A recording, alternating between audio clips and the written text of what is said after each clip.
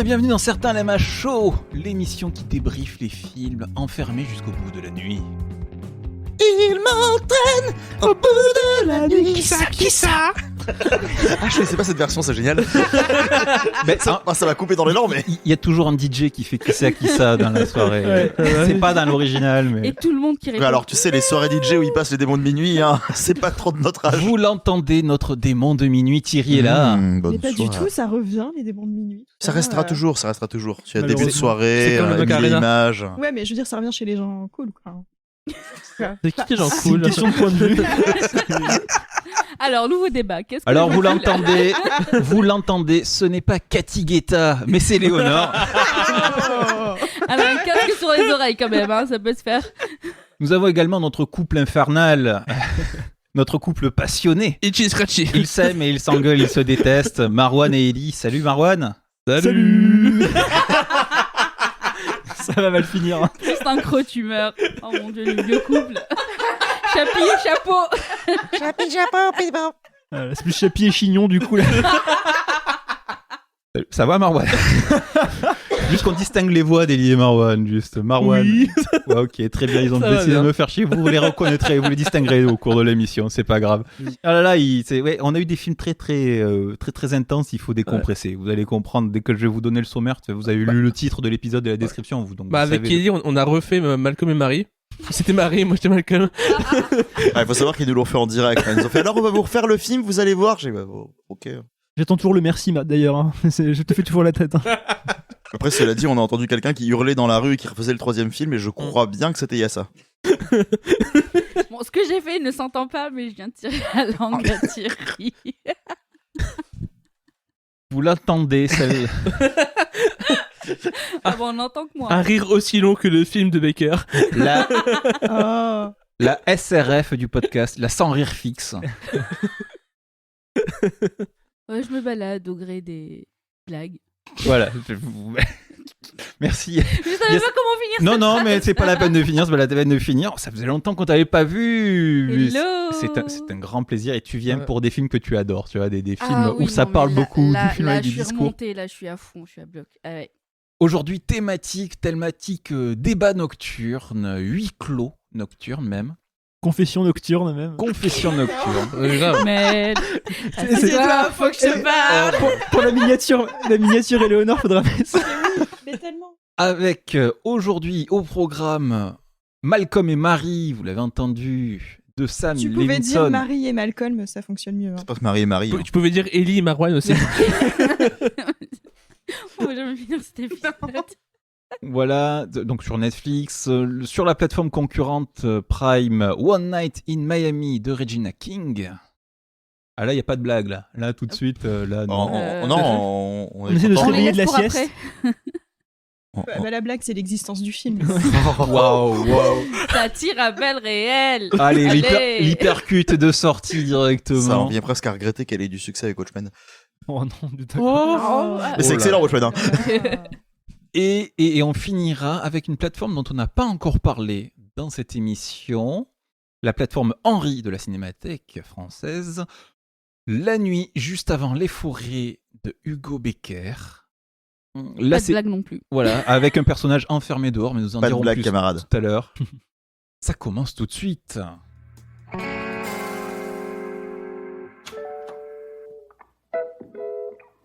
You are by far the most excruciating, difficult, stubbornly obnoxious woman I've ever met in my entire life. I fucking love you. Oh, he's so sensitive. He's romantic. Bet he's sweet, right?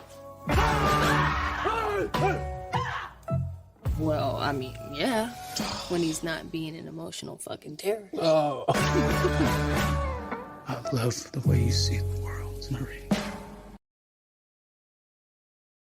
Avec la Ah, un bande-annonce. couple qui s'aime. C'est beau, hein. C'est beau le mur. Malcolm et Marie de Sam Levinson. Sam Levinson, dont on avait déjà parlé dans cette émission, notamment pour Assassination Nation. Oui. Ça va, Julien Lepers? Julien Lepers, il en a même fait plus que moi des oui, hein, le double voire le triple. Quand il a vu le Voilà, film. mais qui a aussi réalisé, qui a aussi bossé sur Euphoria, Bah, c'est le Bah, c'est showrunner. sa quoi. série, quoi. Another Happy Day. Malcolm et Marie, film Netflix, avec John David Washington, Malcolm et Zendaya, Marie. Un couple, un réalisateur et sa compagne rentrent après la première du film de Malcolm. Et on va passer la nuit avec eux. Et ils s'aiment, et puis ils se disputent. Et puis ils s'aiment, et puis ils se disputent, et puis ils s'aiment, et puis ils se disputent. En fait, c'est la trilogie Michel Larocque, Pierre Palmade. Ça doit être ça. Sans Muriel Robin pour catalyser le tout, tu C'est vois. ça. Ah non, moi j'aurais plus dit Je t'aime moi non plus de Gainsbourg. Voilà, oui, alors parce que l'origine du truc, c'est que l'origine du mal, c'est juste que Malcolm a oublié de remercier sa femme pendant le discours de la première. C'est un truc qu'il faut pas faire. Si jamais vous avez un discours à faire, remercier votre compagne. C'est le truc, voilà, faites-le. Ça vous épargnera une soirée comme celle-là. C'était la cerise au milieu d'un gâteau qui était déjà bien gros, quoi, visiblement. Non, mais la leçon numéro 1, c'est de rester vague dans les remerciements. Comme ça, vous fâcherez personne. parce que Ouais, mais en même temps, ça sert un peu de catharsis, finalement. Ah oui. Eh bien, C'est ça, tu fais merci à tous et toutes, et à toi, et à toi, et à toi, et à toi. Et après, il fait toi, tu étais le 3e 3, ma chérie. Sinon, tu remercies personne. Ouais, voilà. Ça, Tu fais comme Joe te Pesci. remercies toi-même. Et oui. Fuck you, Tu vis bitches. seul, tu meurs seul. That's my privilege, thank you. C'est vrai que Joe Pesci a fait ça. Ou tu vas aux toilettes comme Roger Avary. Qui a aimé le film Moi, j'ai bien aimé. Je lève, mais qu'à Pareil. moitié. Enfin, je vais pas Ouais. adorer, mais j'ai Bon, En dents de scie. Commençons par quelqu'un qui l'a bien aimé alors, et je crois que Éléonore, peut-être. Oui, tout à fait. Alors, qu'est-ce que j'ai bien aimé? Bon, esthétiquement, il a plus besoin de le prouver, mais c'est très beau. Je trouvais que les plans étaient très bien travaillés, très bien pensés. Très bien pensé, effectivement, il y a un côté un petit peu trop théorique dans l'échange de dialogue. Ça peut en rebuter certains, mais je m'attendais à un film dans ce style-là, du coup, j'ai pas été surprise outre mesure. J'ai trouvé que Zendaya était vraiment étincelante, elle est sublime, elle est naturelle, elle est incroyable.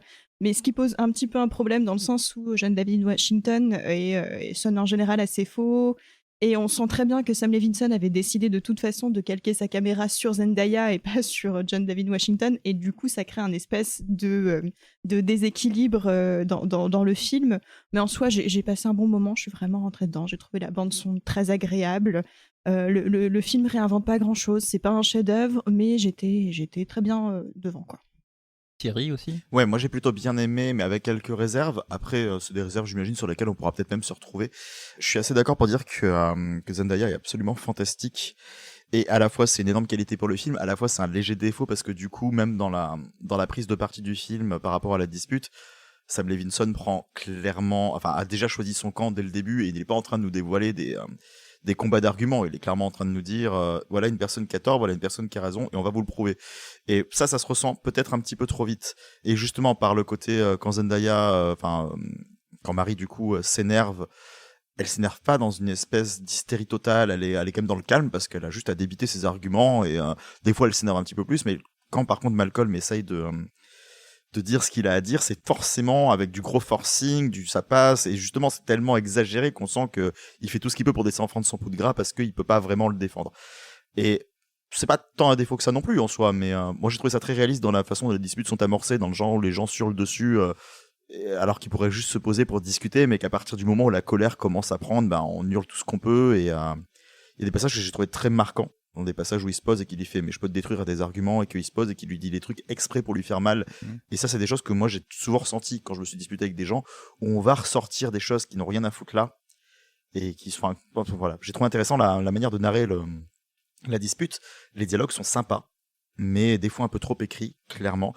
Après, ouais, par contre, il y a un gros défaut d'équilibre entre les deux personnages, et le cabotinage de John David Washington sur certains moments, c'est vraiment trop, quoi. Moi, je pense au passage où il est en train de faire ce que disait Ellie, sa pub là dehors, où il fait tous ces grands gestes dans tous les sens, qui sort juste de nulle part. Et je disais, mais voilà. Moi, je pensais plus au moment où il mange les mac and cheese. Ah ouais, putain, ouais, non mais oui. Il en fait des tonnes. Mais ça. Il a une façon de manger ses mac and cheese qui est quand même très perturbante. Et à la fois, je défends un peu le truc parce que c'est quand même dans des plans très longs. Très très longs, où il y avait des grosses diatribes à dire et tout ça. On me dit que c'est pas simple à faire, quoi. Mais et ça a dû être fait en très peu de temps aussi. Et pendant le confinement, 2 semaines, dans des conditions qui sont pas forcément idéales. Donc je veux bien le défendre entre mesures, mais c'est vrai qu'il y a des mots. Et quand on voit Zendaya à côté qui est d'une justesse parfaite, c'est très déséquilibré, quoi. Ellie, pour le contre. Ah, c'est à moi déjà. Non, j'ai eu l'impression de regarder une pub Calvin Klein, quoi. C'était assez assez désagréable. C'est Juste, on n'a pas dit un mot sur l'esthétique peut-être du film. Ah, si, Léonore a dit pas mal de trucs sur l'esthétique du film et je la rejoins. Noir et c'est blanc très beau, aussi, Moi, sur le Oui, noir j'ai et juste dit blanc. que j'avais aimé, mais c'est très Voilà. léché, très stylisé. autant je comprends l'idée qu'ils mettent du noir et blanc pour renforcer l'idée d'opposition, autant son noir et blanc il est hyper fadasse. Genre, je trouve pas ça beau personnellement du tout. Et du coup, ça m'a déjà pas mal déçu. Il fait une sorte de mélange entre John Cassavetes et Woody Allen, qui sont bizarrement deux des noms qu'il n'arrive pas à citer dans son film, au milieu de tout le name dropping de Malcolm. Mais il n'arrive même pas à arriver à un poil de pied de l'un ou l'autre, quoi. C'est assez lamentablement écrit. Le problème, ce que dit Thierry, c'est que c'est un film qui est beaucoup trop théorique, surécrit pour un scénario qui est complètement sous-écrit, avec des enjeux qui, certes, peuvent avoir de l'intérêt, mais la manière dont ils sont exploités tombe assez rapidement à plat. Et au final, on a juste un enchaînement de scènes où Zendaya parle plutôt bien. Et en face, on a John David Washington qui cabotine, mais dans le sens vraiment, c'est un cabot, il aboie. Et c'est hyper désagréable. Et en fait, ça ruine complètement l'intérêt du film, qui au final n'est pas un débat, mais juste une vindicte contre son personnage. Et ce qui pourrait être intéressant en soi, mais au final, le film gagne un intérêt comme ça. Et peut avoir d'intérêt pour certaines personnes juste pour ça, en fait. Et je trouve ça assez dommage, parce qu'au final, cinématographiquement, même si les prises sont longues, et les plans sont plutôt travaillés, ça c'est vrai, mais on sent qu'il sait travailler l'intérieur d'un bâtiment. Il réfléchit ça plutôt bien. Mais c'est à peu près tout ce qu'il y a à mettre en avant. Et sinon, je trouve ça assez déplorable comme film. Enfin, moi, j'ai trouvé ça assez affligeant sur le long terme. Ça m'a un peu agacé. Et on dirait juste un film qui a été fait pour que les ados puissent avoir des punchlines à mettre sur Instagram ou sur Tumblr avec des photos stylées du film. Et ça me débecte un peu, quoi. Enfin, mais bon. Ah là là là là. J'imagine mal des ados supporter ça, par contre. Je pense que c'est un petit peu trop lent pour eux. Public adolescent. J'ai déjà vu beaucoup de posts Instagram d'ados faire ça. Quand tu mets Zendaya dans ton film, à mon avis, tu cibles un peu quand même. Et Zendaya Elle commence à vachement se désolidariser de son public adolescent quand même. Oui. Mais là, tu sens déjà. D'ailleurs, son personnage, il fait un peu penser, on dirait, à la suite spirituelle de son personnage dans Euphoria. Même la manière dont il l'a écrite. Genre une meuf qui était ancienne junkie, qui essaie de s'en sortir et qui finalement. En plus glamour. Quoi. Oui, Je sais pas très bien comment Roux va faire pour rencontrer ce type de mec, quoi. J'en ai aucune idée. Après, de mon côté, je serais moins, on va dire, incisif et percutant que notre copain Ellie. Mais j'ai trouvé sympathique ce film, même si je pense qu'il n'a rien inventé, ou il est beaucoup dans une erreur de style écrit, de scénario. Je trouve le problème avec le film, c'est que il manque de recul, dans le sens où le scénario donne l'impression que le film est une dissertation. Vous voyez, je sais pas si vous voyez, mais il y a ce principe de film de dissertation qui cherche juste à développer des idées, et quand le scénario n'est pas assez écrit, donc que les personnages ne sont pas présents, c'est que des idées qui s'affrontent. Juste, on a l'impression d'avoir le scénariste qui confond juste des idées qui sont propres et tout, donc t'as pas l'impression de voir Malcolm et Marie, mais Sam Levinson et Sam Levinson. Et en ça, je trouve ça dommage, parce que ce genre de film est dangereux dans un sens pour l'appréciation du métrage. Par exemple, sur le fait que on va apprécier un film non pas pour ce qu'il va dégager, mais juste parce qu'il va demander au spectateur une subjectivité, et qui va, on va dire, faire en sorte que dans cette subjectivité, on va être pris dans le film d'une façon ou d'une autre. C'est pour ça que je l'ai apprécié, et je ne sais pas si le film est bien parce qu'on est dans cette subjectivité, donc en gros ou bien si le film est intéressant formellement, ou il a un propos, et un vrai propos, et dans ça je trouve ça dommage. Et dans le sens où même le film en général joue vraiment sur l'économie de moyens, donc on sent qu'il y a assez peu de plans, c'est quasiment que de la steadicam, et en ça c'est intéressant, mais ça, je trouve, ne dévoile pas assez une mise en, comment dire ça ne dévoile pas assez, on va dire, une caractérisation des personnages, je trouve. Et on est vraiment que dans du suivi, dans quelques mouvements, ce qui fait que le découpage ne va pas chercher un peu à étayer des personnages qui sont assez peu écrits. Et c'est pour ça que j'en suis un peu désolé. Mais après, l'esthétique est vraiment très intéressante. Je trouve qu'il a une maîtrise, il est amoureux de Zendaya, donc dans sa manière de la filmer. Donc il y a vraiment un côté intéressant. Et puis comme ça a été dit, on voit directement que Marie est, on va dire, le personnage qu'il faut suivre dans l'histoire. Et en ça, c'est intéressant, mais dommage. Mais tu vois, sur le côté très peu de plans, tu disais à la Sted et compagnie, mais moi je me demande si c'est vraiment travailler sur l'économie ou travailler sur la performance. Tu vois, moi j'ai l'impression qu'il est en train d'offrir une diatribe aussi en mode, vous avez vu comme ils sont merveilleux mes acteurs, donnez-leur des trucs quoi, tu vois. Enfin, j'ai eu un peu l'impression Même qu'il pas. essaie de tout tabler sur la performance et que c'est pour ça qu'il les filme en plans super longs et que justement ça leur coupe leur élan et qu'ils n'arrivent pas à être juste à certains moments à cause de ça. Bah après, il y a quand même beaucoup de séquences où c'est juste des chants contre chants hein, quand même hein, dans les échanges. Non, bien hein. sûr, je te parle vraiment dans les grands Il y a- monologues quoi. Il y a quelques... Oui, mais c'est surtout vers le début, plus ça avance, plus il se limite à beaucoup de chants contre Quand chants, même, j'ai il y a l'impression. des énormes fulgurances à chaque fois avec des gros plans qui viennent ponctuer, je trouve, Oui, chaque oui. séquence. Mais je trouve que je suis d'accord avec moi, pour moi la mise en scène ne transcende jamais son sujet initial et l'élève pas à quelque chose de juste purement théorique quoi. Je suis entièrement d'accord. Et toi? C'est à moi. Yassa, est-ce que tu rejoins l'équipe dans quel camp es-tu, Yassa? Choisis Mm. ton camp, camarade. Ah, non. Pitié. On pas parlera de camarades plus tard. Voilà. Pardon. Pas maintenant. Pour l'instant, je suis encore bien dans ma tête, donc continuons. Continuons sur cette lancée. Anyway, à vrai dire, c'est un film qui m'a épuisée émotionnellement parce qu'il y avait ce jeu de yo-yo, de joutes verbales, d'accusations qui étaient balancées comme ça, et ça monte au fur et à mesure. Et c'est un petit peu ce que disait Marwan de cette subjectivité dont tu parlais, où à chaque fois que que Malcolm ou que Marie sortait un argument et qu'ils essayaient un petit peu de blesser l'autre, etc., ben, je savais pas trop dans quel camp me mettre. Et j'étais là, ah oui, il a raison, ah oui, elle a raison, ah oui, quand même, ça c'est chaud, ah ça c'est chaud. Et ça m'a totalement épuisée.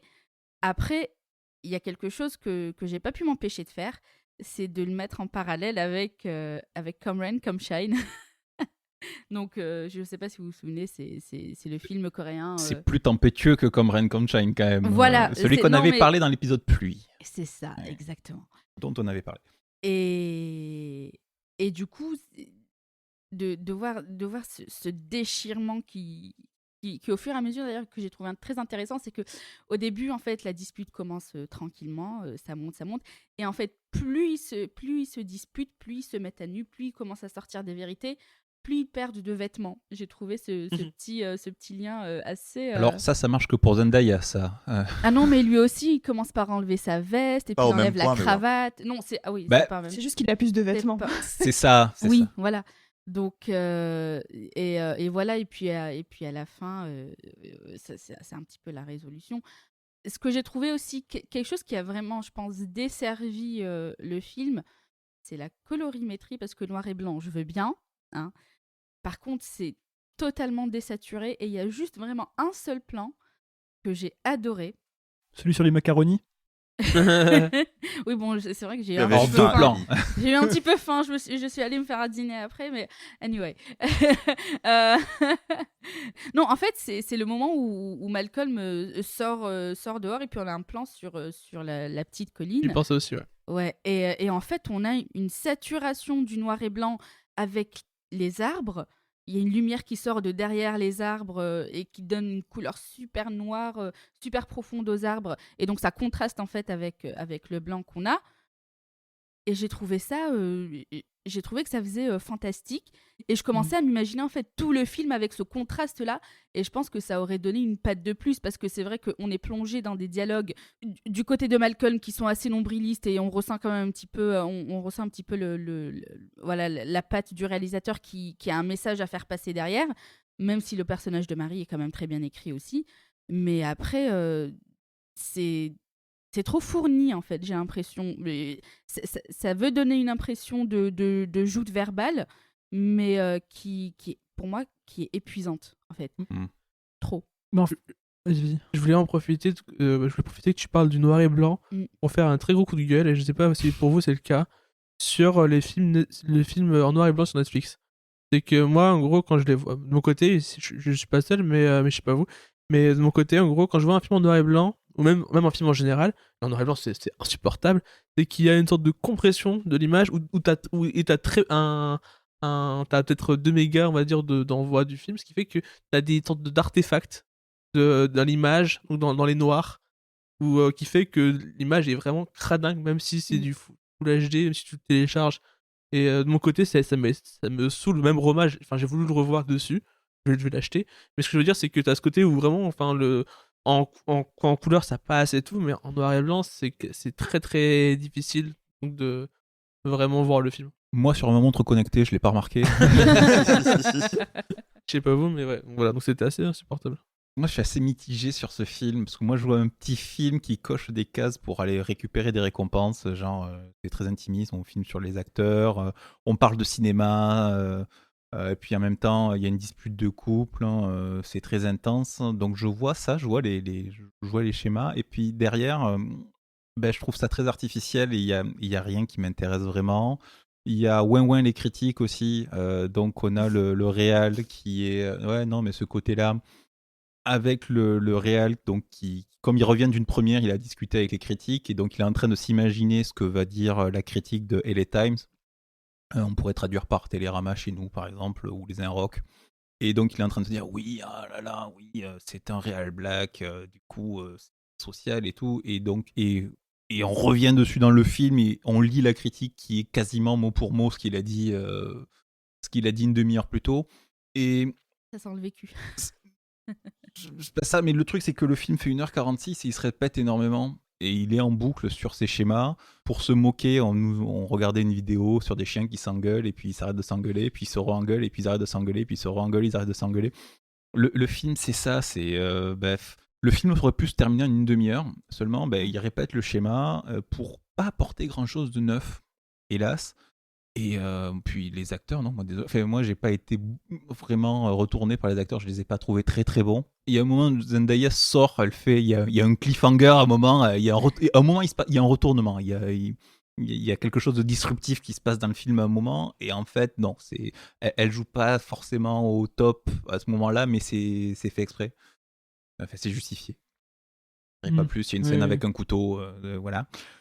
Mais après, non, je suis pas très très convaincu Je comprends, par ce film. Et j'ai l'impression que la dispute est un prétexte en fait. Et c'est ça qui me dérange, c'est que à chaque fois on a vraiment l'impression qu'il force la chose et que même ces personnages sont là pour les propos. Et c'est ça qui me dérange particulièrement, même si il y a des choses qui sont intéressantes, par exemple, je sais pas vous, mais je trouve ça vraiment pas. Enfin, il arrive quand même à avoir des bonnes mécaniques dans la dispute, par exemple, ce côté où à chaque fois t'as un parti qui veut pour essayer de rabaisser l'autre, de jouer beaucoup sur la santé mentale en mode ouais, mais de toute façon t'es fou, t'es folle, ouais, il y a un côté très intéressant dans ce point-là, mais c'est que du prétexte, pour dire la même chose. C'est une nuit infernale. Je t'aime moi non plus pendant toute la nuit, comme ça en boucle, mais et en plus ils sont ensemble depuis un petit moment. Donc je me dis mais comment ils font? Mais en même temps, les disputes de couple, c'est souvent comme ça. Oui, d'accord. La nuit comme ça, elle est terrible.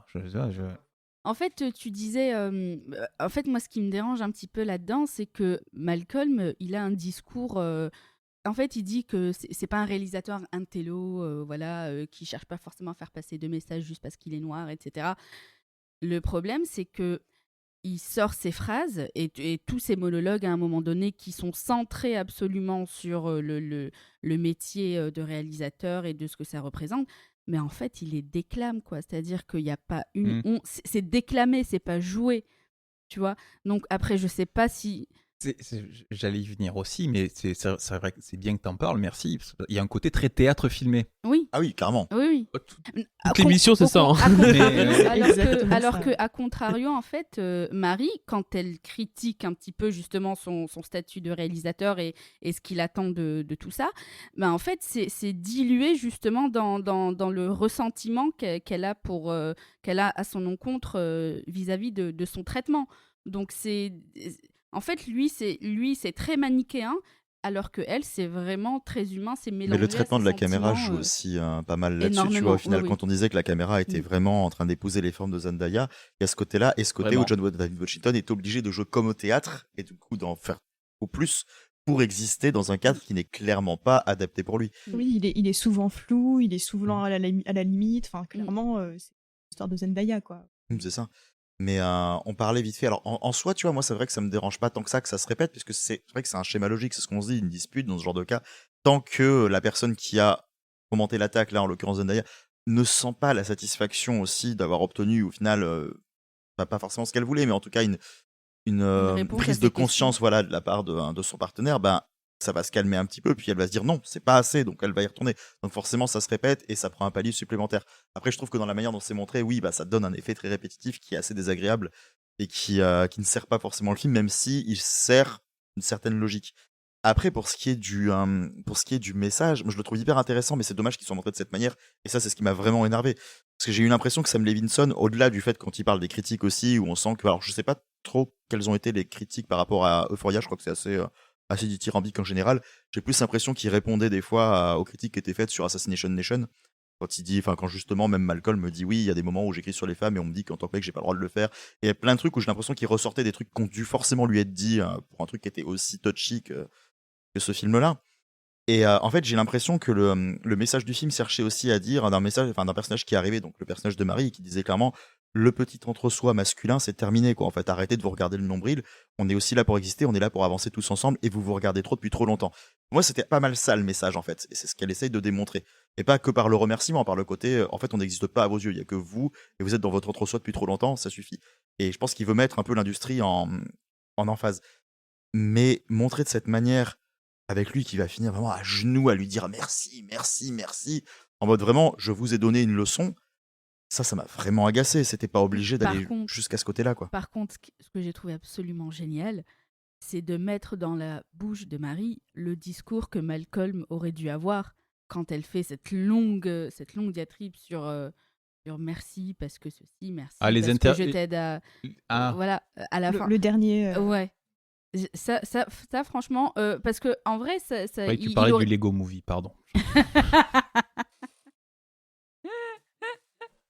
Lego Movie fit Angela Davis. J'ai trouvé ça assez intelligent dans la manière de faire passer le message, parce qu'il aurait pu justement permettre à Malcolm d'avoir cette rédemption et de sortir ce grand discours, et puis voilà, ça va la toucher, etc. Mais c'est d'autant plus poignant de se dire que c'est des mots, de ce qu'on a vu, ce sont des mots justes, voilà, et ça a l'air assez objectif, et c'est pourtant Zendaya qui le dit, quoi. Et justement, je trouve ça un peu problématique quand même de limiter le fait de faire un discours de remerciement sur une formule type, en fait. C'est un peu ce qu'elle fait au final. Quand t'as quelqu'un qui t'aide, tu dois dire forcément merci pour tout, alors qu'en soi, c'est complètement personnel, voire instinctif, ce genre de choses. Mais non, mais justement, parce que ça commence justement en lui disant que oui, pendant ton discours, tu aurais pu dire merci, mais plus tu avances, plus tu te rends compte qu'en fait, c'est dans la vie de tous les jours qu'il ne la remercie pas. Donc, oui, bien sûr. C'est ce que je dis au début, c'est une cerise au-dessus d'un énorme c'est là justement que je suis pas complètement d'accord avec le truc entre soi de mecs qui sont entre soi, parce qu'il remercie l'actrice par exemple, et c'est plus sa mère, c'est plus par exemple les proches qui sont dénigrés, plus que le fait que ça soit un réalisateur mec qui soit considéré, je pense. Oublie pas d'où tu viens et ouais, voilà. qui t'aide au quotidien. C'est plus dans le sens qu'après le message peut être assez général, parce qu'on voit quand même beaucoup de mégalomanie dans le comportement des réalisateurs qui ont beaucoup de prix, qui sont très facilement montés et qui se prennent pour le roi de la terre, alors qu'ils ont bossé avec plein de personnes et que leurs proches font partie de ces gens qui les ont aidés à bosser au final d'une manière indirecte. Oui, il veut casser le culte de l'auteur-réalisateur roi un peu, quoi. Oui, voilà, c'est ça. Donc c'est pour ça que je dis. Ce contraste, il est parfaitement mis quand, au début du film, Malcolm dit oui, je suis pas un réalisateur, un télo, etc. Et que lorsqu'il voit la critique de la journaliste, il part dans un monologue de 10 minutes qui est... Je sais pas si c'est affligeant ou magistral, mais en tout cas, j'ai kiffé. Parce que quand il s'est effondré, je me suis effondrée aussi. J'étais aussi épuisée que lui. Hein. Il ne prend pas un moment pour respirer. Et il débite, et il débite, et il débite, et il débite. Et son jeu de mots... couper ça. Non, mais... voilà, en fait, il arrête pas de sortir des phrases non-stop. Alors que et des phrases un petit peu grandiloquentes, quoi, qui sont en total contraste avec ce qu'il disait au début. Je ne suis pas un réalisateur, un télo, etc. Il n'y a pas que ça comme contraste. Enfin, il dit je suis pas un réalisateur, un télo, mais il passe son temps à citer des grands noms de réalisateurs pour montrer qu'il s'y connaît. Genre, il fait William Wyler par-ci, William Wyler. T'as jamais vu William Wyler? T'as pas vu Les plus belles années d'une vie? Oh là là, mais sais, ce film est trop bien. On se retrouve même avec une référence à la bataille d'Alger. Enfin, oui, il cite il cite plein de classiques. C'est ça. C'est évident qu'il mais oui, mais il se donne une image qu'il n'est pas du tout. Et tout ce monologue qui, moi je trouve pour le coup vraiment affligeant parce que c'est vraiment Oui. c'est qu'en fait Non, mais c'est plus c'est gros plus ça passe et c'est pour le coup c'est vraiment le genre de phrase que les gens vont ressortir en mode regardez ce qu'il a dit, c'est Oui, super c'est ça. pertinent sur le monde de la critique, alors que le fond dans l'idée est pertinent, mais la manière qu'il a de le sortir, bah c'est fait vraiment mec qui a pas du tout de recul sur l'industrie et sur ce que sur le métier quoi. C'est juste un peu un discours de bébé rageux en mode ah, gna, gna, gna, gna, ils sont méchants et ils parlent que de politique et pas de cinéma, ce qui est vrai, mais la manière dont il le dit m'a juste En exaspéré quoi. En fait, ce film a le mérite de poser les questions, mais il y répond pas, quoi. Oui, c'est un peu ça. C'est Mauvaise disserte. Allez, 4 sur 20. Thèse, antithèse. synthèse. C'était la thèse, on passe à l'antithèse. Là, on était enfermé avec 2 personnes, on va s'enfermer avec 4 personnes. On va doubler le challenge. Tant que ça dépasse pas 6. Oh. Après, on redivise, c'est ça? C'est ça. Ready for tonight? I'm as ready as a person can be. After the fight, we're all coming back here for the champ's victory party. Don't be late. Minister Malcolm X. Good news, the chariot is coming. You know I'm the greatest. That's right. Jim Brown takes the ball. Your record is gonna stand the test of time. How's everybody feeling tonight? All together, yeah. New heavyweight champion of the world. Say, champ, you don't suppose you could sign an autograph? Yeah, of course, man. Give him an autograph, Jim. Actually, Mr. Cook. Oh, sure thing, brother. One Night in Miami de Regina King. C'est son premier long, Regina King, que vous avez pu voir dans Si Belle Street pouvait parler, ou bien dans Watchmen, la série. Oh oui. Voilà. Oh, si Bill pouvait parler aussi, c'est Comment bien. ça fanboy. Mais ouais, je te c'est comprends. tellement bien. Adapté d'une pièce de théâtre de Kem Powers, qui va raconter une nuit de 1964 où 4 grands noms de la lutte pour les droits civiques, 4 grands noms noirs, on peut dire les Avengers de la lutte, Oh yes. de la Je lutte pour les l'attendais droits pas civiques. celle-là, mais ouais. On a retenu. Putain, j'ai réussi à retenir un Mais- thème quoi. Mais pourquoi tu l'as pas fini? Vas-y. Non, mais attends, je me sens comme 22 mon plat, films il faut avec que ça une se termine. avec une BO vide comme moi qui regarde un mur blanc et j'ai quand même reçu du 3 notes. Hein, je veux dire. Après, c'est Puisque The Avengers, c'est cool en plus. Après. Oui, non, bien sûr. on est le soir du sacre de Cassius Clay, qui deviendra dès le lendemain C'est Mohamed vrai. Ali, qui devient champion du monde poids lourd. Ah, les camions, hein. Oh là là là là. Et pouette. Pardon. Donc Cassius Clay joué par Eddie Gore, ou Eddie Gori. Eddie Rire. Goré. Allez, Berry. Allégorie. Allez, Ça aurait pu être très rigolo. C'est tellement. Oh mais oui. Et J'ai donc, des idées. il est invité, il va fêter ça. Il va fêter ça dans une chambre d'hôtel parce que ségrégation, tout ça, on ne peut pas aller faire la fête avec les autres sportifs. Donc, on va s'enfermer. Il va faire la fête avec son pote Malcolm X, joué par Kingsley Ben Adir, le joueur de foot américain Jim Brown, joué par Aldis Hodge, et le chanteur à succès, grand producteur Sam Cooke, joué par Leslie Odom Jr., que on a déjà vu dans un film qu'on adore, Le Crime de l'Orient Express. Ah, c'est quoi? On l'a C'est le vu ou on docteur l'a Il y Ah, avait oui, vu? Johnny Depp, on est d'accord? C'est ça le docteur Abudnock, c'est ça, c'est celui de Kenneth Branagh. Je m'en rappelle. Non. On se souvient du Lumet. C'est bien. Donc ces 4 personnages sont réunis dans une chambre d'hôtel. La rencontre a réellement eu lieu, c'est juste qu'on ne sait pas ce qui s'est passé dans cette chambre d'hôtel, et donc la pièce et l'adaptation se proposent de nous donner une lecture de ce qui aurait pu arriver, de ce qu'ils ont pu se dire éventuellement, ou pas, on ne sait pas. Un what if. Un what if. Que s'est-il passé dans cette chambre d'hôtel? Réponse dans Une nuit à Miami, One Night in Miami. Qui lève le point pour One Night in Miami? Je vais commencer. Ah, Marwan. Alors, Faut savoir que visuellement, Attendez, personne n'a levé le point. hein. Ouais, putain. Ouais. j'ai le point levé. Et Viser la lune. toucher son Voilà, merci. lever. Merci, Ok. heureusement que t'es là. Donc, J'y ouais. pensais aussi, mais je voulais pas. Ellie a une réputation. Ahmed à Ben, tenir. J'ai mes limites. Les Donc- démons de minuit encore, ça va, mais. Étrangement, il y a un lien assez direct avec Malcolm et Marie, dans le sens où Malcolm et Marie auraient pu être une pièce de théâtre dans ce qui est fait, donc dans l'unité de lieu, de temps et tout. Et dans ça, j'ai retrouvé aussi ce principe de prise d'otage qu'a été ce premier film et qui est encore plus ce second film, dans cette idée de comment dire ça, de prendre ces personnages très connu au public et tout, et donc très connu des luttes afro-américaines. Et en gros, l'idée, c'est encore une fois une prise d'otage dans le sens où c'est des personnages qui sont, disons, aimés de tous, et il y a ce côté où cet échange, ces conflits et tout sont, je trouve, faire dire des choses à des personnages, un what if, je trouve ça déjà très très difficile à faire parce que ça peut encore une fois être une source. Beaucoup de gens, s'ils se posent pas forcément la question, vont aimer ce film parce que ils vont avoir l'impression d'avoir de melting pot des gens qu'ils admirent avec des propos qui peuvent, on va dire, les intéresser. Et en ça, je trouve ça dérangeant parce que en soi, c'est pas forcément comment dire ça, ça ne donne rien la qualité du film. Et j'ai trouvé le film assez maladroit, mais intéressant sur plusieurs points. Maladroit parce que son ouverture, je trouve ridicule, dans le sens où chaque plan, chaque scène pour présenter les personnages, sont faits avec des grosses... Gros sabots. Des gros sabots en mode oui. C'est très scolaire en fait. Oui, bah tiens, c'est ça. Ils vivent dans un monde raciste. Les blancs sont méchants. C'est ça. En fait, c'est quelqu'un qui est pas allé à une école de ciné du coup.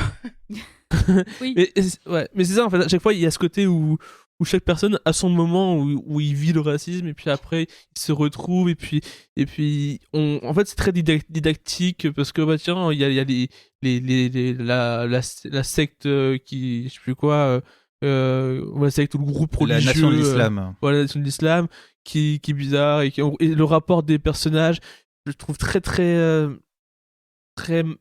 didactique. Ça dit juste des choses et j'ai l'impression que ce film a été inutile dans le sens où il y a le plaisir de voir des échanges, cette idée qu'il y ait toujours des complexités dans les personnages, dans le sens où ils sont, même s'ils réunissent beaucoup de gens dans les luttes, ils ne sont pas forcément d'accord dans la manière de le faire. Mais encore une fois, la mise en scène ne le montre pas, ou même, ces personnages ne le montrent pas également. C'est qu'à la fin, on a l'impression que le film n'était pas forcément utile. Waouh. Amen. D'accord. Il y a ça. Tous ces dialogues là qu'on a entre les quatre personnalités, j'ai l'impression en fait que c'était des dialogues de ce que le public percevait en tant que personnalité publique qu'ils étaient et non pas des personnes qu'ils étaient réellement dans la vraie vie. En fait, c'est ça, c'est très centré sur... En fait, ça reste vraiment focalisé sur le racisme, comment ils sont traités, comment interagir avec les Blancs, etc. Qui est tout à fait normal. Mais j'ai l'impression que dans leur vie quotidienne, il n'y avait pas que ça, quoi. C'est vraiment... C'est filtré, en fait, pour ne garder que la quintessence de ce qu'était le combat à l'époque. Et en dehors de ça, en fait, je me suis ennuyée, quoi, pendant tout le film. Il y a juste 2 scènes qui m'ont marquée, et qui sont la première est au début, la seconde est à la fin, donc c'est dans l'ordre, qui est celle de Jim Jones qui... va voir un voisin, un voisin de Géorgie, là où il était, il va le revoir, etc., parce qu'il est revenu de son match. Et ils discutent tranquillement, ils sont sur le porche en train de discuter.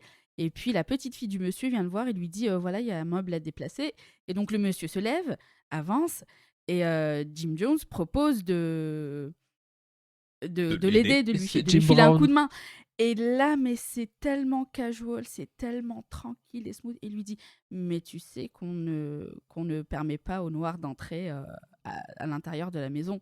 Et encore, moi je dis noir. Celle-là. Voilà, moi je dis noir. En anglais, vous imaginez le mot qui est utilisé.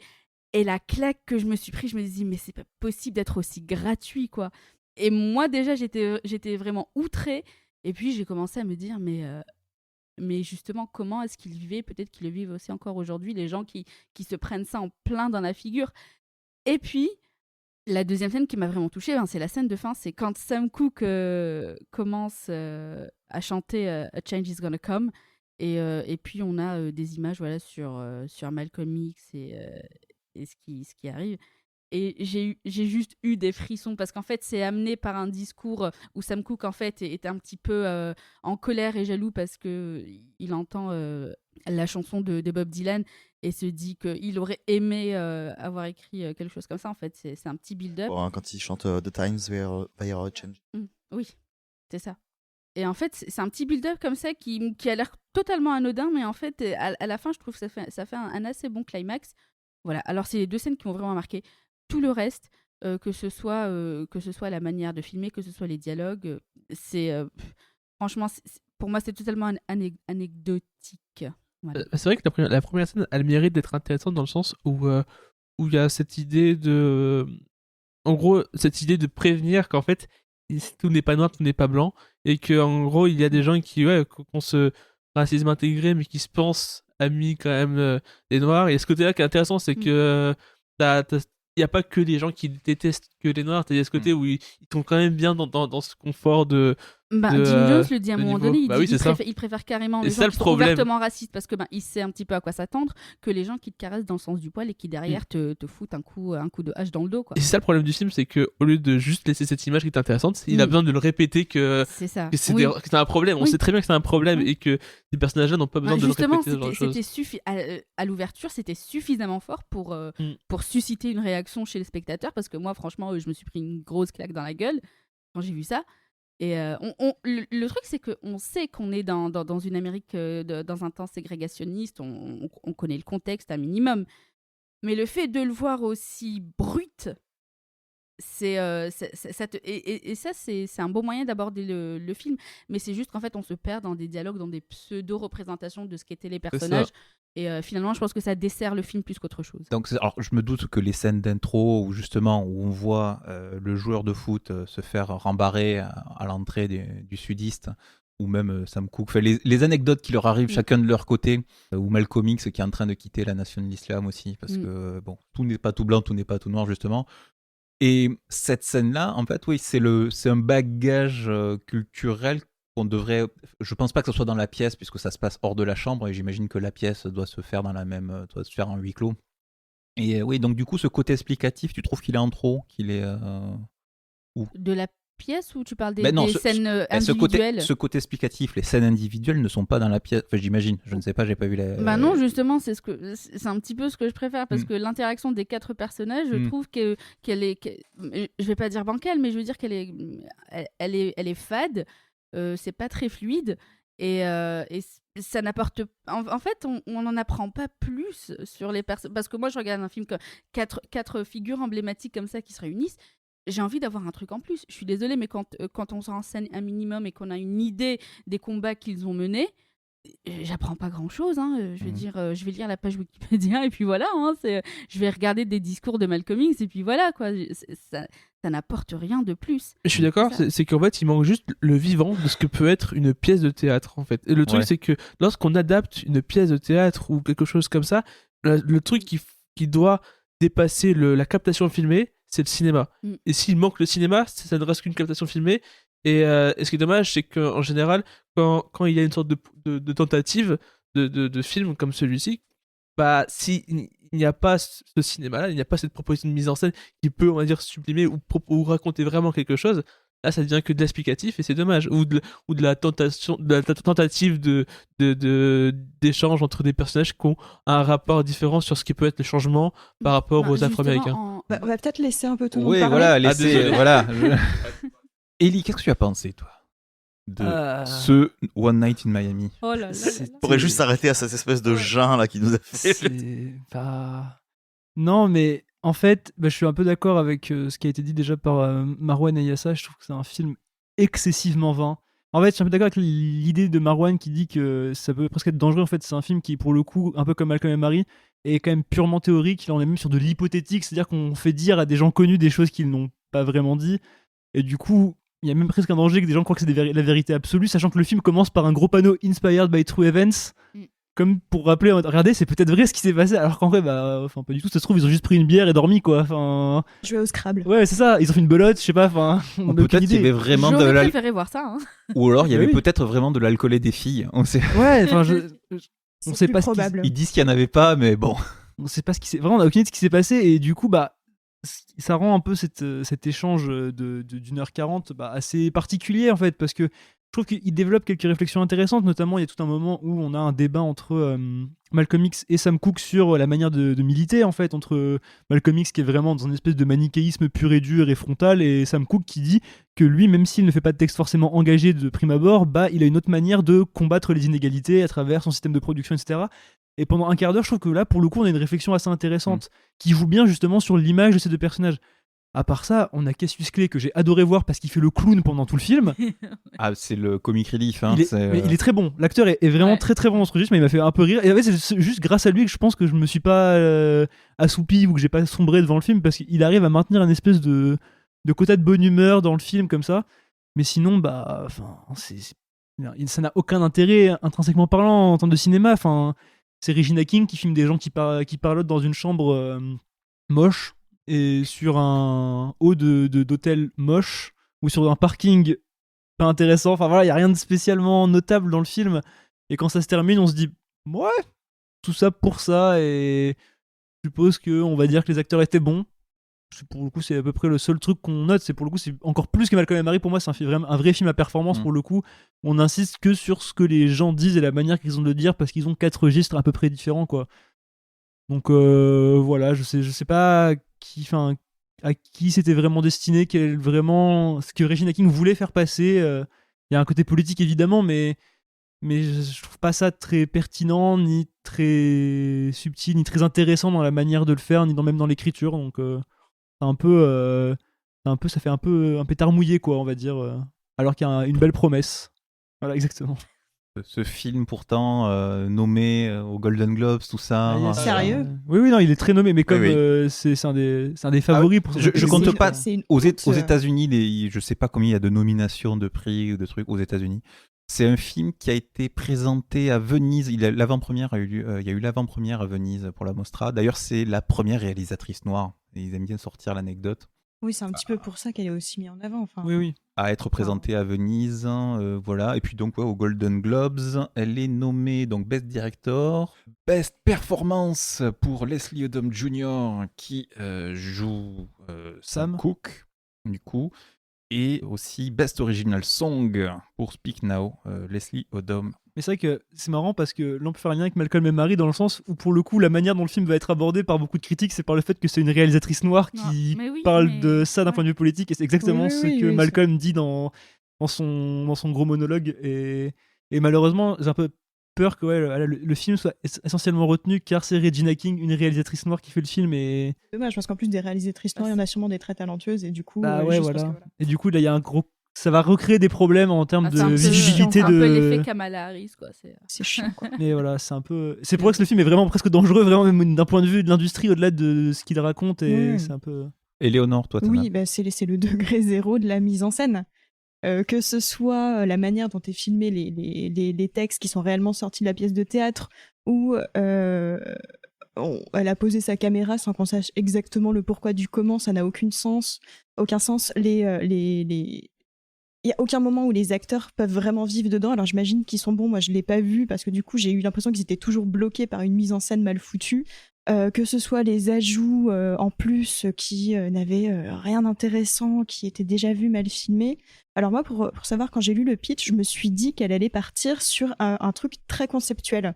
Parce que quand tu fais dialoguer 4 mastodontes comme ça donc tu dois forcément partir dans quelque chose de très théorique, et donc j'avais imaginé qu'elle allait filmer la pièce, enfin la chambre d'hôtel comme un espèce de non-lieu, de manière totalement conceptuelle, comme si le lieu n'existait pas vraiment. Enfin, de toute façon, l'échange n'a pas dû exister comme ça, donc c'était vraiment un échange théorique de points de vue qui pouvait être très intéressant, mais qui du coup devait être filmé comme quelque chose qui n'avait rien d'humain quelque part, et qui était juste totalement dans le monde des idées.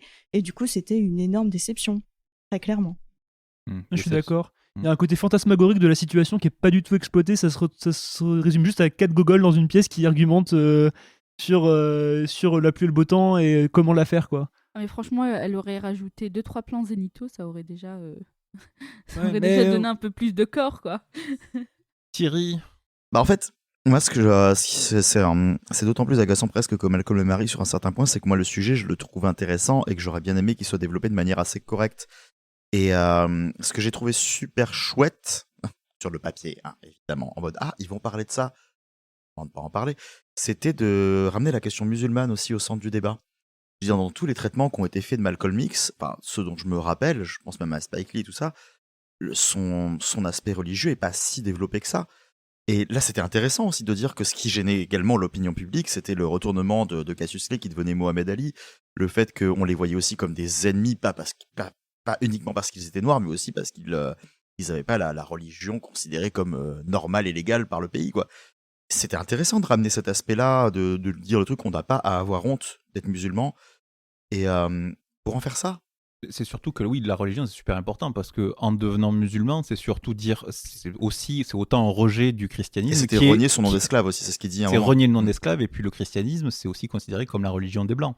Mais voilà, c'est Donc pour ça. il y a ce côté C'est très pour ça. militant aussi. Et ça, c'était très intéressant de le ramener au centre de ce débat. Et j'étais là, putain, c'est cool, ils vont aborder ça, c'est super chouette. Et au final, ils le font pas. C'est mentionné à peine. Moi, ça m'a beaucoup fait penser à... Alors, j'ai pas vu la pièce, pareil, j'imagine qu'elle était intéressante dans le contexte, pas cette pièce-là, hein, mais je pense à The Boys in the Band, qui avait été fait par Ryan Murphy. Le film a été sorti sur Netflix, il est nul. Et c'était pareil, c'était sur la question homosexuelle dans les années 50 ou 60. Et c'est pareil, c'est 4 gars dans une chambre, enfin, non, plus que ça, ils sont 6 ou 7 dans une chambre qui discutent du comment on fait quand on est gay dans les années 60.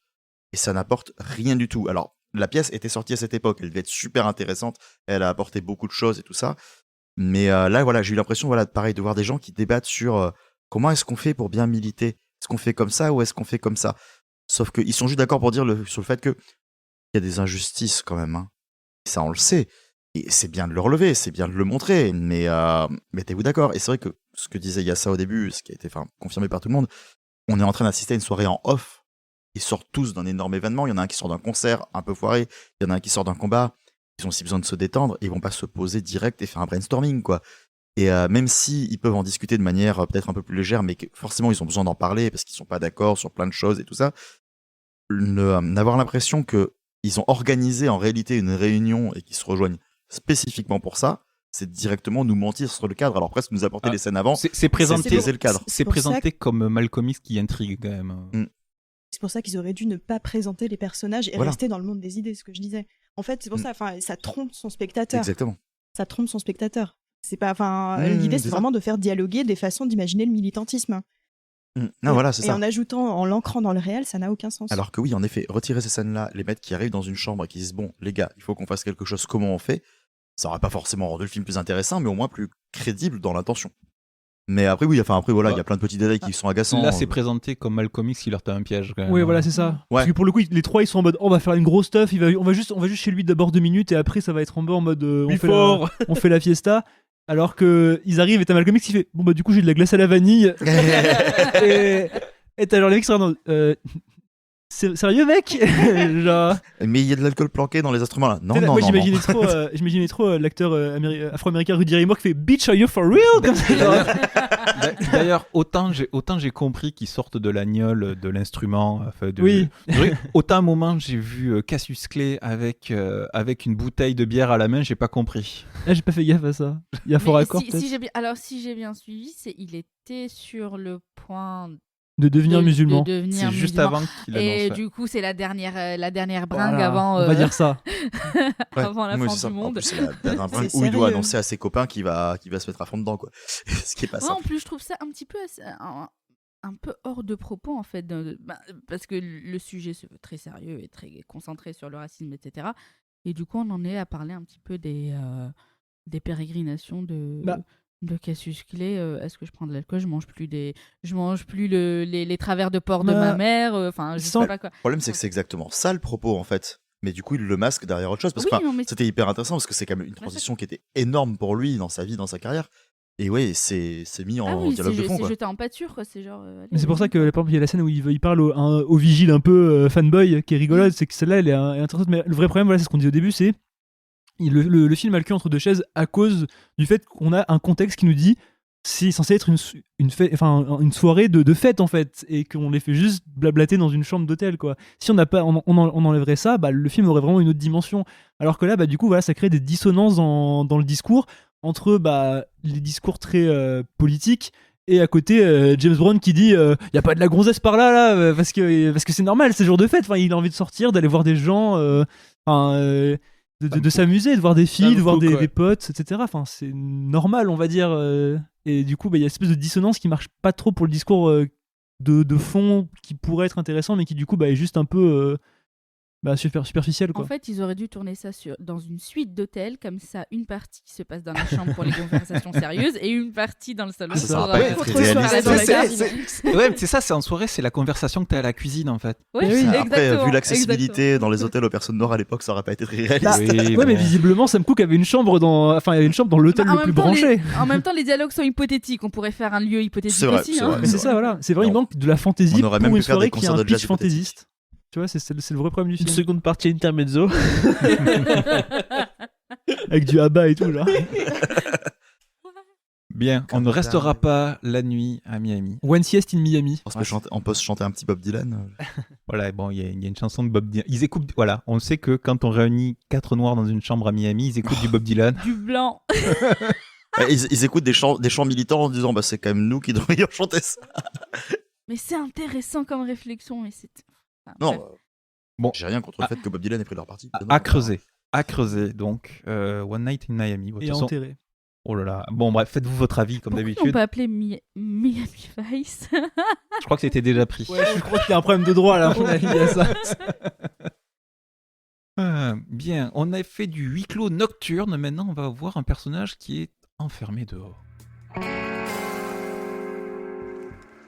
Je vis à l'hôtel, moi. Ouais. Moi, je vis à l'hôtel depuis presque toujours. Je dis chez moi, par habitude, mais... Ta gueule!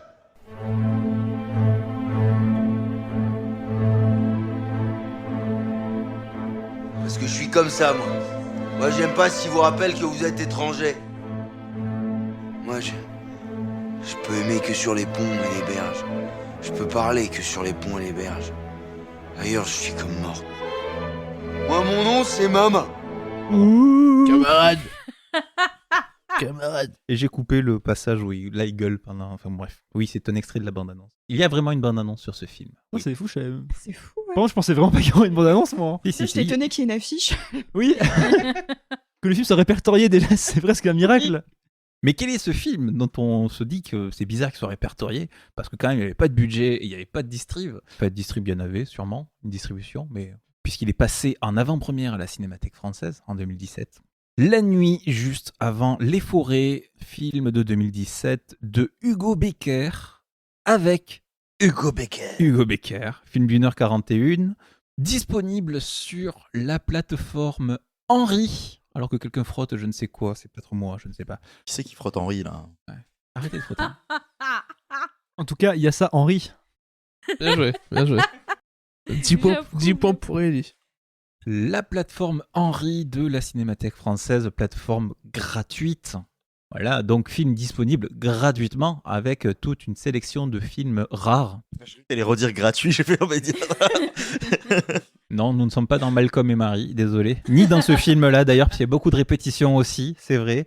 La nuit juste avant Les Forêts, d'après la pièce de Bernard-Marie Coltès, pièce de 77, qu'avait d'ailleurs joué Hugo Becker. C'est pour ça, donc il s'en est inspiré pour ce film, qu'il réalise lui-même. Petit effectif, on va suivre en plan séquence un personnage sans nom, un sans-abri, un SDF, qui va monologuer en une phrase, très longue phrase. Et on va le suivre dans ses déambulations nocturnes, enfermé dehors, comme on pourrait dire. Encore du théâtre filmé, mais est-ce que c'est aussi théâtral que les deux films précédents de la soirée? Je dis soirée parce qu'on est sur un thème nocturne. En fait, on enregistre en matinée, mais c'est pas grave. Voilà. Parce qu'il y a un couvre-feu, Mais respectez-le. Mais ne gâche pas le suspense, garde un peu de mystère, Thomas. Qui a apprécié le film déjà? Parce que c'est une proposition oui, moi, assez plutôt, originale. Hein, là, ouais. Ah ben, Éléonore, c'est toi qui nous as proposé le film, Oui, donc je oui. te laisse Parce débuter. que c'est donc comme Thomas vient de dire, c'est adapté d'une pièce de Coltès et j'aime vraiment beaucoup Coltès. Notamment cette pièce que j'avais déjà vue jouer par Romain Duris au théâtre il y a quelques années dans une toute autre mise en scène où là on était dans un hôpital psychiatrique et du coup j'étais très curieuse de voir ce que ça allait donner. J'avais un peu peur parce que Hugo Becker c'est quand même pas enfin il fait très jeune premier, c'est pas forcément l'acteur que je voyais dans ce type de rôle et il se débrouille plutôt bien. vu la difficulté de la tâche et vu l'entreprise en tant que telle de ce film, ça fonctionne plutôt pas mal. J'avais peur que ce soit un petit peu une lubie d'acteur qui se dit bon bah je joue toujours un peu les jeunes premiers, là j'ai un petit peu envie de me faire plaisir, je vais mettre en scène. D'ailleurs c'est pas lui qui met en scène. Je vais faire un film sur du Coltès, mais ce qu'en fait bien pensé, c'est qu'à la base ça vient donc d'une mise en scène à Metz justement, joué à Metz. Et il a adapté la mise en scène du metteur en scène de Paul-Émile Fourny. Voilà, exactement. Et c'est très bien pensé. La ville est hyper bien utilisée. Les placements de caméra sont très malins, alors que c'est en plan séquence. Il y a des zooms bien faits. Alors, il faut savoir que c'est un texte qui n'a pas de ponctuation. Donc, il faut vraiment bien le comprendre, bien l'appréhender. Et ils ont réussi à placer chacun des récurrences aux bons endroits dans la ville, et c'est un plaisir. Hugo Becker est habité, il fonctionne vraiment très très bien. On sent la fatigue et la douleur et la folie, mais qui n'est pas vraiment une vraie folie, parce que finalement, est-ce que le monde n'est pas plus fou que lui ? Enfin, c'est un peu cliché à dire, mais voilà. De ce SDF en plein Metz. Il y a juste quelques regards en coin de passants, mais sans que ce soit trop appuyé. C'est cette espèce de reversement de point de vue est très bien pensé. Le texte est génial. Enfin, j'adore Coltès de toute façon, donc je savais que je serais conquise. Et du coup, j'ai trouvé que c'était très malin. Bon, après, ça a ses limites, évidemment. Il y a peu de budget. La caméra, on sent qu'elle est pas folle. L'image est pas folle en soi. C'est pas un film qui va forcément très bien se regarder sur grand écran, je pense. Mais c'était quand même une jolie découverte. Quelqu'un aussi qui a apprécié ce film, Ellie ? Oui, bah on l'a regardé ensemble avec Thierry la nuit juste avant les forêts, et on a tous les deux été très agréablement surpris. Moi, je connaissais pas la pièce en question de Coltès, j'avais juste lu un autre texte de lui que j'avais beaucoup aimé, et j'y ai retrouvé pas mal de choses qui m'avaient déjà plu. Et je suis complètement d'accord avec Éléonore sur cette utilisation de la ville et de la présence d'Hugo Becker qui est assez impressionnante. Il y a vraiment, en fait, le tour de force du film, c'est que justement, c'est une adaptation de pièce de théâtre, mais il y a une vraie proposition cinématographique en fait derrière. Rien qu'avec l'idée du plan séquence, qui assez limite vu le manque de budget, avec une caméra qui des fois a des mouvements un peu hasardeux. On sent que voilà, c'est. Ouais, elle refait le point en cours de route aussi. Voilà, il y a des petites lacunes, et puis même on sent que des fois, il est un peu à court d'idées pour essayer de se réinventer, et c'est normal en même temps, parce que 1h40 comme ça dans une ville, c'est pas toujours évident. Mais ce qui permet aussi au film de faire ressortir ces fulgurances de mise en scène qui sont assez impressionnantes, parce qu'il arrive dans un dispositif minimaliste à mort, un homme qui déambule dans Metz, à créer de l'onirisme par moment, avec des présences qui apparaissent dans le cadre et qui ressortent, et surtout à mettre en abîme son texte de manière très très belle, rien que notamment dans l'utilisation de reflets, de lampadaires, d'animaux qui sont croisés, de décors, et du coup il y a vraiment une espèce de vraie intelligence et de vraie réflexion dans l'adaptation du texte qui fait vraiment plaisir à voir et qui rend l'expérience assez plaisante en vrai, parce qu'on sent que c'est quelqu'un qui, comme disait Éléonore, qui a compris le texte qu'il a sous la main, quoi. Et du coup, il y a vraiment des moments où moi, j'étais vraiment impressionné de me dire qu'un film aussi, sur le papier, on va dire assez limité dans l'idée, arrive à proposer autant de choses avec les limites que ça implique. Donc, je pense que c'est une expérience assez intéressante à tenter, même si faut vraiment juste faut accrocher un peu à l'idée, au texte, et juste essayer de se laisser emporter dans cette dérive, cette espèce de quête de l'autre qui n'existe pas, qui dure 1h40. Moi personnellement, ça m'a plutôt touché, et je suis très content d'avoir découvert ça. Allez, on reste sur le positif encore un peu. Mais carrément, mais enfin voilà, donc du coup, Ellie, t'as bien parlé pour nous deux vu qu'on l'a vu ensemble, et c'est vrai qu'après, en fait, c'est un film qui se fait aborder un peu avec réticence. Moi, je savais pas trop de quoi ça allait parler. Et c'est vrai qu'au début, voilà, c'est très abrupt, en fait, ça te fout directement dedans, c'est très austère, on a ce personnage qui est en train de nous hurler dessus dans tous les sens, et c'est vrai qu'au début, tu te dis, oula, oui, faut appréhender, mais en fait, une fois que tu passes les appréhensions, une fois que tu passes justement tout ce qui peut faire peur, même au début, j'avais même on se posait des questions sur même le jeu du Becker, on se disait, putain, est-ce qu'il est juste, est-ce qu'il fait vraiment bien l'homme sous, et plus ça allait, plus je me dis, mais non, mais il est fantastique, le gars, quoi. Et c'est vrai qu'après, plus il y a plein de choses qui deviennent très pertinentes. Les moments où on a l'impression que ça s'essouffle un minimum, en réalité, c'est là que ça parvient à se renouveler et à proposer d'autres choses. Tu parlais des séquences oniriques, tu parlais des apparitions, justement, de ces fantasmes aussi qui apparaissent à l'écran, qui sont montrés de manière assez minimaliste, parce que forcément, il n'a pas beaucoup de budget, il fait comme il peut. Il y a des passages qui sont intéressants. Moi, je m'amusais à spéculer sur... c'était une blague, mais c'était rigolo. Il y a un passage où il est dans un tunnel, et on le voit qui est tout au fond, et la caméra ne le suit plus. Et à un moment, hop, la caméra arrive et là, il discute avec un canard.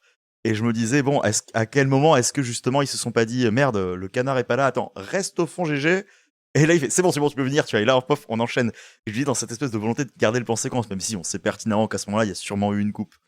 Et même après, l'apparition du théâtre, la manière de mettre ça en abîme, de rappeler qu'on est aussi dans une pièce, d'en ressortir, de nous dire qu'on est quand même dans une pièce qui parle d'autre chose, qui parle aussi du monde. Et ouais, c'est assez brillant la façon dont il interagit avec cette espèce de public invisible, mais qui est quand même là. Donc on sent qu'il y a quand même un interlocuteur qui est présent, que toute la ville l'écoute et à la fois interagit sans interagir avec lui. La façon dont les gens l'ignorent totalement, mais l'entendent comme nous, quoi.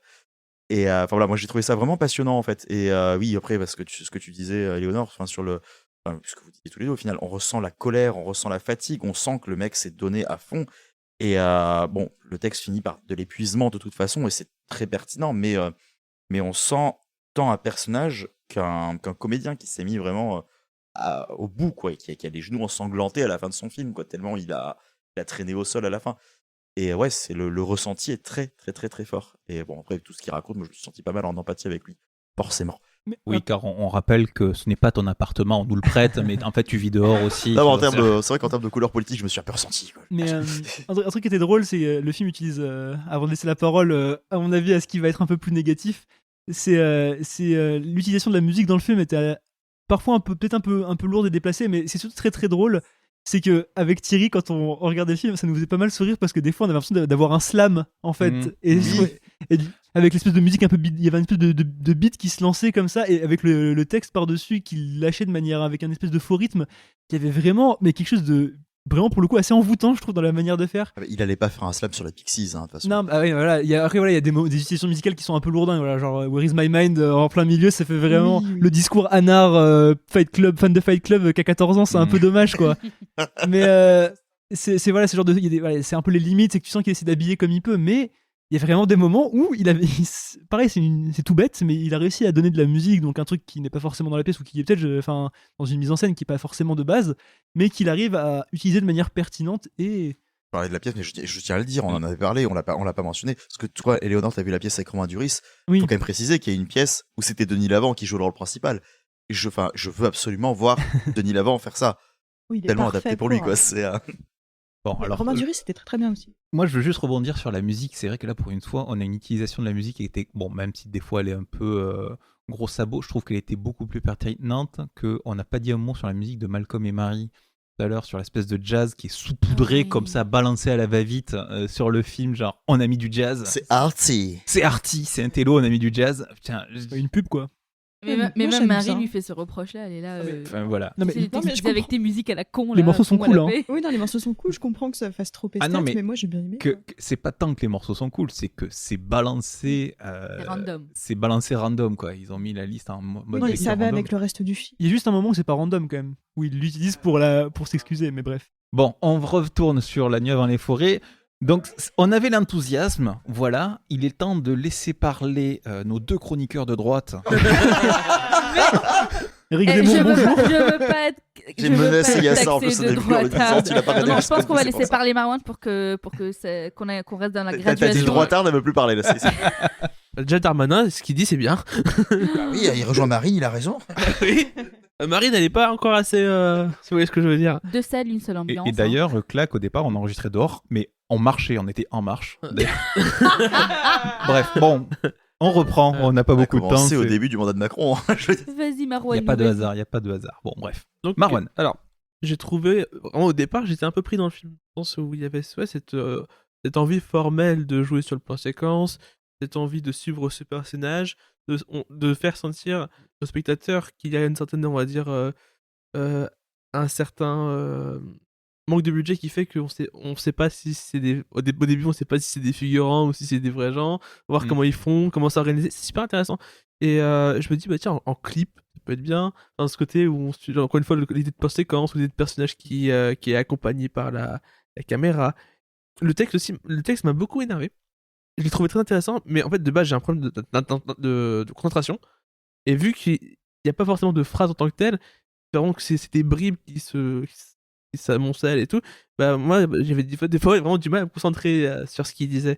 Et ça m'embêtait parce qu'il le gueulait, et c'était des récurrences. Et je trouve que Hugo Becker a quelque chose de fort dans sa voix, de fort dans sa gestuelle, mais je trouve personnellement qu'il manquait un truc dans le regard. J'avais vraiment l'impression d'avoir un petit bébé dans le regard, enfin un mec qui n'a pas vécu les choses vraiment graves, mais qui avait la voix, qui avait le ton, qui avait tout ça, mais qui n'avait pas le regard. Et je trouve Il a fait l'école de la vie. Oui, voilà, c'est assez deux quoi. Avec Léa Seydoux. La fameuse. Viens à l'école de la vie. Pardon. Ça ressort de nulle C'est part. magnifique. Et en fait, Allez, bref. ce qui est intéressant, c'est que depuis hier, je suis de gauche. Je suis de gauche. D'abord. Mais. Non. Je suis de gauche, mais.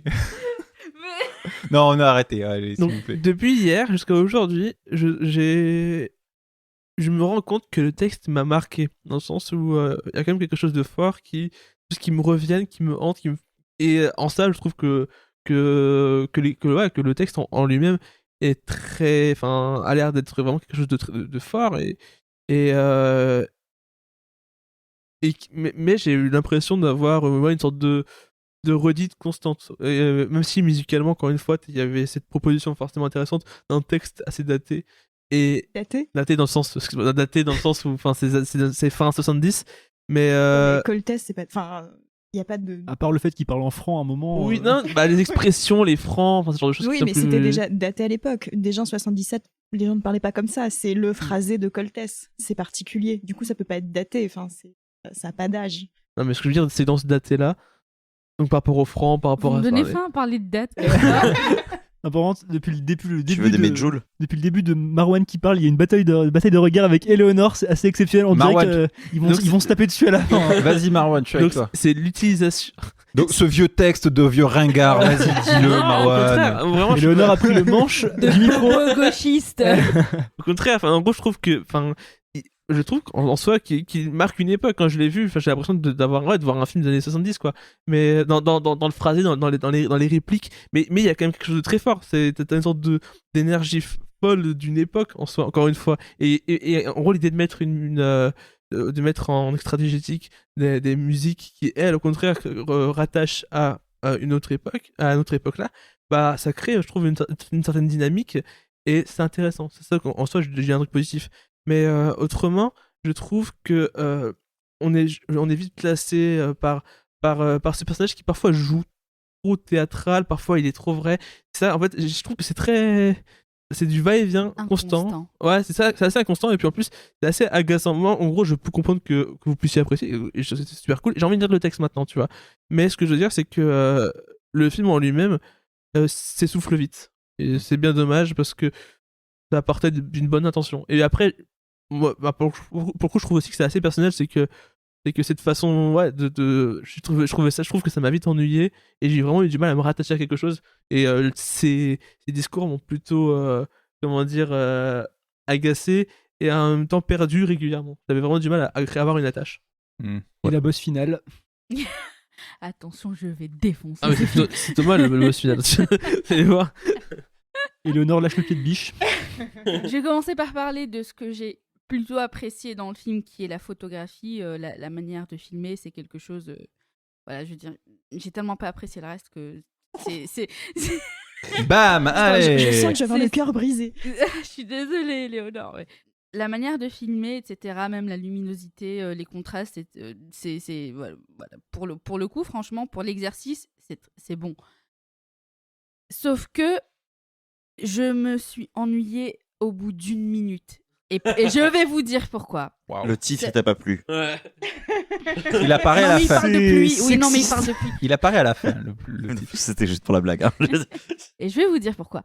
Parce que il n'y a pas de rythme. Et tu l'as dit, Léo, tout à l'heure, c'est qu'il n'y a pas de ponctuation dans le texte. Je ne sais pas à quel point ils l'ont adapté du texte originel, mais il parle, j'entends les mots, j'entends chaque mot, mais aucun mot ne m'a intéressée.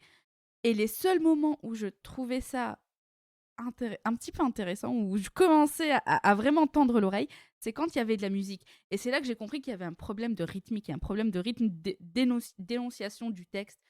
Et en fait, il parle, il déblatère. Oui, c'est le principe. C'est un SDF qui a pas tout à fait. Je veux bien, mais je suis désolée, mais dans la vraie vie, les SDF qui déblatèrent comme ça, est-ce que tu les écoutes réellement ? Non. Un SDF qui déblatère comme ça, même dans un film, j'ai pas envie de l'écouter non plus. Je suis désolée. C'est très dur ce que je dis. Justement, c'était l'idée du film, et c'est l'idée de l'écrit de Coltès. Oui, c'est un anarchiste désespéré, donc il s'intéresse au laissé pour compte et il s'intéresse à ceux qui sont à la marge. Ça manque d'esthétique rythmique. Je sais pas. Dès qu'il y avait une musique qui arrivait, j'étais un peu plus captivée par les mots du coup, parce que t'avais la musique en fond et du coup je trouvais que ça manquait d'allitération, ça manquait de rimes. À un moment donné, je me suis dit mais pourquoi il fait attention à la ref, hein, mais il disait pourquoi il fait pas comme V pour Vendetta, parce qu'il y a un moment. On cite pas des mauvais films ici, madame. Non. Mais je parlais Portman, c'est bon. Attention, je parlais juste du petit moment où il parle en allitération en V par exemple, que je trouve assez sympa. Et là en fait je me dis mais ça manque de stylistique, ça manque de même si c'est une écriture particulière. C'est transposé en film, j'ai pas du tout accroché quoi. Et au bout d'une minute, et j'arrive à 35 minutes et je me dis non mais j'ai vraiment pas tenu quoi, parce que je n'étais pas et je sais que le propos est pertinent et qu'il est très important et c'est des valeurs auxquelles j'adhère, mais le propos passe par le choix des mots. Oui, mais c'est une écriture d'une intelligence incroyable. Et justement, le fait de ne pas mettre de ponctuation et de laisser à l'acteur et au metteur en scène la possibilité du rythme ou du non-rythme. C'est qui joue mal alors. Je suis désolée parce que les mots, je les trouve pertinents. C'est ce que je dis, c'est que pris individuel, enfin quand tu prends si je l'avais eu sur du papier, je suis sûre que j'aurais kiffé. Mais là, déclamer comme ça. Ça m'a détruite, franchement. Je me suis réellement fait violence pour continuer les 34 minutes de plus après la première minute. Mais justement, c'est vraiment ce que le film essaye de faire comprendre aux gens, je pense, simplement. C'est tout, c'est qu'on te met dans la situation de quelqu'un qui est face à un clochard et est-ce que tu l'écoutes ou pas, et c'est un peu libre à toi de voir ça comme Dieu. C'est vraiment, c'est vraiment tout le but du personnage, c'est vraiment un personnage qui parle à quelqu'un qui n'existe pas, et ce quelqu'un c'est nous à travers une quête de l'autre, et si l'autre ne répond pas, il répond pas. Mais je pense que c'est trop brut parce que c'est trop ressemblant à la réalité justement. Bah oui, mais c'est ça qui est très fort. C'est l'intérêt de la mise en scène comme ça en fait, pour le coup, je pense. Après c'est juste qu'il est pas réceptif, ça arrive, c'est pas. Ouais. On va pas te fusiller parce que t'es de droite, hein, tu sais, c'est pas. Après, il y a un effort, je trouve qu'il y a un effort, effort à faire, je pense, parce que c'est quelque chose qui est difficile et qui est pas habituel. Après, je trouve qu'il fonctionne beaucoup et c'est ça qui m'a en réalité charmé, mais à retardement. Enfin, dans le sens marqué plutôt à retardement, c'est qu'il joue beaucoup sur les motifs. Le motif du miroir, le motif dans ce qu'il dit, le motif de l'étranger, le motif. Il y a des choses qui finalement crois-moi, même si en soi le film ne m'a pas accroché, mais c'est quelque chose qui c'est vrai que c'est très difficile. Encore une fois, c'est un effort. Moi qui a déjà comme je vous l'ai dit, un problème de concentration, j'avais vraiment du mal à rester centré, non pas en gros, non pas genre aller sur mon téléphone, mais juste suivre le flow. Le flow est très compliqué à suivre. C'est le rythme. Mais c'est même pas une vu que c'est une proposition, c'est pas forcément je trouve que c'est pas forcément mal, parce qu'au contraire c'est intéressant, c'est que tout est bon tant qu'il y a une idée à tenir, tu vois ce que je veux dire? Mais franchement, moi ça me rend triste de pas l'avoir aimé, parce que je sens bien que le propos il est pertinent, mais en fait c'est un effort. En fait c'est le film demande un ouais, je sais, ouais. Franchement, jusqu'au bout je me suis dit vas-y, tiens, et à chaque fois je regardais, il reste encore 1h15, 1h. Ah non, mais c'est bon, là. C'est super intéressant parce qu'on a eu la même réflexion avec Thierry pendant le film. À un moment, j'ai regardé Thierry et je lui ai fait: tu penses sincèrement que ce film, imaginons, enfin, si tu l'avais regardé tout seul, t'aurais. Non, j'ai dit à Thierry: est-ce que tu penses que si ce film, tu le regarderais tout seul actuellement, tu tiendrais ou pas devant? Parce que je me suis posé la question, mais aussi, comment ça se passerait si on ne l'avait pas regardé ensemble, en fait. Dur, hein. Et parce que. Et je sais que Thierry peut s'ennuyer assez facilement devant un film, mais c'était pas méchant, hein, c'était juste que je le sais, on en a déjà parlé. C'est comme ça, oui, bien sûr. Voilà, et du coup, je lui ai demandé: est-ce que tu penses que t'aurais tenu le coup devant le film, même si le propos te touche beaucoup? Est-ce que la forme. Donc, du coup, tu as réveillé Thierry, et qu'est-ce qu'il a répondu? Non, parce que pour le coup, il n'a pas dormi devant ce film, ce qui est fort. Mais non, mais et du coup, on a eu un échange et il m'a dit, tu m'as dit que tu savais pas trop, mais que tu penses que pour le coup, l'avoir vu, le fait qu'on l'ait vu à deux et qu'on, des fois, on parle très rapidement sur un truc qui nous est plaisir devant le film ou pas forcément, te permettait de trouver le moment intéressant et vraiment de fait de souligner peut-être ce qu'on voyait en même temps à deux, aider à l'expérience. Et je pense que peut-être que, par exemple, il y a ça, peut-être que tu l'avais vu avec quelqu'un et qui en même temps, je sais pas, peut-être que tu aurais adhéré, parce que je sais pas, au début du film avec Thierry, on s'est regardé pendant 10 minutes en se disant vers où ça va aller en fait, et on était un peu juste du coup, perplexe et c'était aussi l'intérêt. Mais en même temps, si à chaque fois des films comme ça, tu dois les regarder à plusieurs, Non, parce mais... que ça accroche pas quand Mais c'est très personnel comme ressenti, tu vois. Moi, c'est juste que ça dépend de la personne que t'es et de ta manière de base. Je ne suis pas de droite, je le rappelle. Encore une fois, merci. Et moi, je suis pas de gauche et j'ai aimé les films. Non, je rigole, hein, c'est une blague. On parle pas de politique ici. Pas de politique, s'il vous plaît. Mais c'est un peu tard pour ça. Non, mais pas je vais être obligé en post-prod de couper la moitié des propos de Thierry. Du coup, vous me faites chier. Surtout sur l'intégralité des épisodes. Non, sur l'intégralité des épisodes. Sans étiqueter les personnes politiquement ici, c'est pas l'intérêt du film non plus. On s'en fout qui est de gauche, qui est de droite, qui a aimé le film. La manière de recevoir le film, pour le coup, je pense que c'est intéressant et ça veut rien dire forcément de nos sensibilités politiques, quoi. Mais attention, je pense que c'est quand même assez important sur justement ce genre de film de prendre vu ce que ça expose, ce que ça raconte. Moi, j'aurais aimé justement aller être à fond dans le film, mais après, j'ai pas réussi, quoi. J'ai vraiment pas réussi. Mais pour le coup, tu vois, c'est ce que je dis, c'est que le film en soi n'a rien à voir vraiment avec ta sensibilité politique, mais plus une sensibilité artistique. Voilà. Et du coup, c'est pour ça qu'on fait des blagues depuis tout à l'heure sur qui est gauche, qui est droite, mais parce que ça nous fait marrer, mais en soi, on s'en fout de qui est quoi. C'est juste vraiment le fait qu'on a. T'as vu mon rythme de rigolade, donc si tu penses bien que je me vexe. Non, mais je sais. Non, mais même de manière générale, c'est pour l'auditoire en général, c'est que c'est pas l'intérêt du film, c'est pas de montrer les couleurs politiques, quoi. Centriste, quoi, il y a ça. J'ai voté Bayrou. Le MEDEF. Pour vous dire, c'est là le sens de l'humour. C'est pas vrai, j'ai pas le droit de vote. Après, encore une fois, c'est à comparer avec, par exemple, Au les beaux jours de Beckett. C'est vraiment une proposition totalement, on va dire, qui va faire déchanter énormément de monde parce que c'est quelque chose de très très très très absurde, de très très. Ah oui, non, mais Beckett, là, voilà, mais ce que je veux dire, c'est qu'ils ont été édités par la même édition, tu vois, même maison d'édition. Ouais. Donc pour te dire que ça a une proposition quand même. Tu vois, par exemple, Beckett, j'adore. C'est vrai. Ah ouais, Beckett, je kiffe. Et toi alors, Thomas? Vous êtes dans le Masque et la Plume spécial théâtre. Nous sommes à Avignon. En attendant Godot. Parce que Au les beaux jours, c'est A. Oh. Alors, effectivement, je suis assez mitigé sur ce film. C'est celui que j'ai préféré des trois, hein, clairement. Et ce que j'ai bien aimé, c'est justement cette audace dans la mise en scène et d'avoir interprété ça. Alors, ça montre cette mise en scène-là. On parlait de texte intemporel, et effectivement, ce texte est intemporel et on pourrait difficilement le dater. Bon, il a été tourné évidemment en 2017, donc 2016 peut-être. Il n'y avait pas de masque. Voilà, il n'y avait pas de masque, voilà. Mais effectivement, on pourrait le tourner 10 ans avant ou 10 ans après, ça ne changerait rien, même 30 ans après, ça ne changerait rien. Oui, ça fait très théâtre. On le sent qu'il l'a joué, cette pièce. Il s'est approprié le texte. Et finalement, c'est ce qu'on demande à un acteur, hein, s'approprier le texte au bout d'un moment. Surtout un texte comme ça, quoi. Effectivement, ce texte-là, il se l'est approprié. Alors, évidemment, c'est difficile de faire de la mise en scène sur 1h40, et ça se ressent. Et moi aussi, à 50, j'étais dans le dur. À 50 minutes, vraiment, j'étais... voilà. Je pense pas qu'il y ait eu de coupure.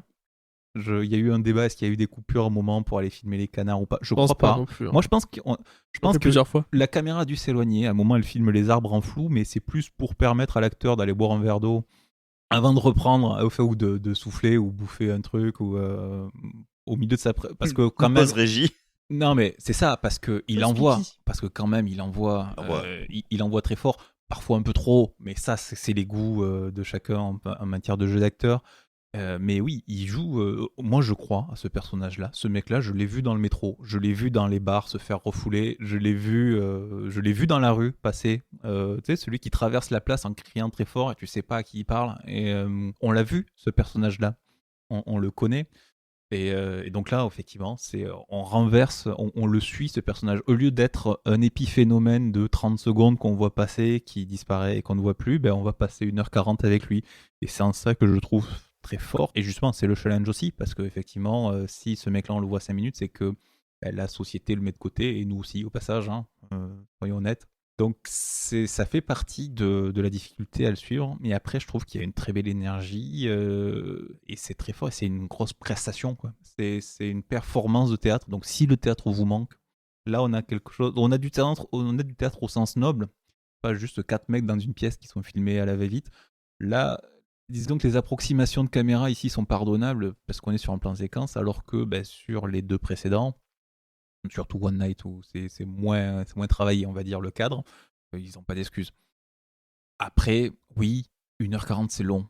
Même en théâtre, même cette pièce-là, pendant 1h40, un mec seul en scène sur ce texte-là qui est très dur, qui est redondant aussi, sympa. Parce qu'il est dans sa tête et il se rabâche aussi, il y a des thématiques qui reviennent, un peu comme Malcolm et Marie d'ailleurs. Donc, c'est thématique. Mais ici, on est plus dans une logique, comme c'est quelqu'un qui, on comprend assez vite qu'en réalité, le synopsis nous dit qu'il parle à un homme qu'il a croisé, qu'il essaye de convaincre de rester. En réalité, c'est à lui qui parle et on le voit quand il se parle dans les reflets, quand il parle à un canard, quand il parle...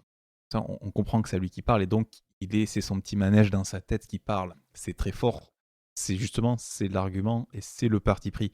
Et c'est le challenge. C'est pas spectateur friendly. Voilà. Il faut savoir où on met les pieds. J'aime beaucoup la figure que ça veut mettre en avant du SDF, qui est une figure à laquelle, ce qu'on s'est tous dit, on ne s'y intéresse pas. Et on a un a priori qui n'est basé sur absolument rien. Pour nous, c'est juste quelqu'un qui hurle, qu'on a entendu 30 secondes et on ne sait pas ce qu'il a dit. Et c'est vrai que même dans le cinéma en général, la figure de celui-ci, précisément, le gars qu'on va voir qui gueule des trucs un petit peu, auxquels on ne comprend absolument rien si on n'écoute pas exactement ce qu'il dit et qu'on entend juste des onomatopées dans notre tête. Quand c'est montré au cinéma, soit c'est pour montrer une misère profonde et on voit juste quelqu'un qui est dans la misère. Et quand c'est développé, généralement, si c'est par exemple un film sur des SDF, par exemple, qui vont être les personnages principaux, ou je pense au Grand Soir, on parlait d'Enfermé dehors, oui, c'est un bon exemple aussi. Mais cette figure-là, de celui qui crie des trucs incompréhensibles, c'est tout le temps, ou quasiment tout le temps, utilisé pour faire des ressorts comiques. Pour dire, il est rigolo celui-là parce que t'as vu, il est insupportable, faisons des blagues avec. Et la question que se pose ce film-là, c'est, mais tu t'es déjà posé à côté de lui et t'as écouté ce qu'il avait à dire, en fait? Parce que, à quel moment est-ce que t'as la preuve qu'il dit n'importe quoi? Et le film, du coup, te répond à la question pendant 1h30 en te foutant dans la gueule, mais écoute, certes, il rabâche, certes, il dit des choses, mais il y a quand même des panels qui ressortent, et il a de la réflexion, et il essaye de réfléchir à ces sujets. Et il aimerait peut-être bien aussi qu'on interagisse avec lui. Et c'est super intéressant, je trouve, de poser cette question pendant un plan séquence d'1h40 où le mec est tout seul dans sa tête. Et il nous dit aussi, venez avec moi, j'ai besoin d'aide, quoi. Je trouve ça cool, quoi. Sur la note bien. Ça vous a calmé, tiens. La note de gauche. Effectivement, on ressent bien la solitude, ressort bien là. Mais après, est-ce qu'il s'enferme pas? Après, c'est un cercle après dans lequel on s'enferme. Bien sûr, mais là n'est pas le débat ce soir. Quoi. On a bien parlé sur ce film, une bonne demi-heure. Voilà, ça nous laisse plus beaucoup de temps pour les recos, mais ce n'est pas grave. On ira vite sur les recos. Welcome to the Love Box. Les recos, la Love Box, les films d'amour. Alors aujourd'hui, on avait une thématique, avec des films certes d'actu, des films relativement récents, du dernier mois, et un film moins récent, mais aussi thématique. D'ailleurs, oui, voilà, je le rappelle, on recommande aussi Henri, la plateforme Henri de la Cinémathèque française, avec des films rares et disponibles gratuitement. Voilà. La reco, une petite reco courte, s'il vous plaît, les enfants. Qu'est-ce que vous avez apprécié, aimé? Marwan. Ça va être très rapide, vraiment, comme d'hab. J'ai eu du mal à voir des choses, mais il y a, comme d'habitude, je suis toujours un peu en retard sur les séries, parce que j'en regarde assez peu.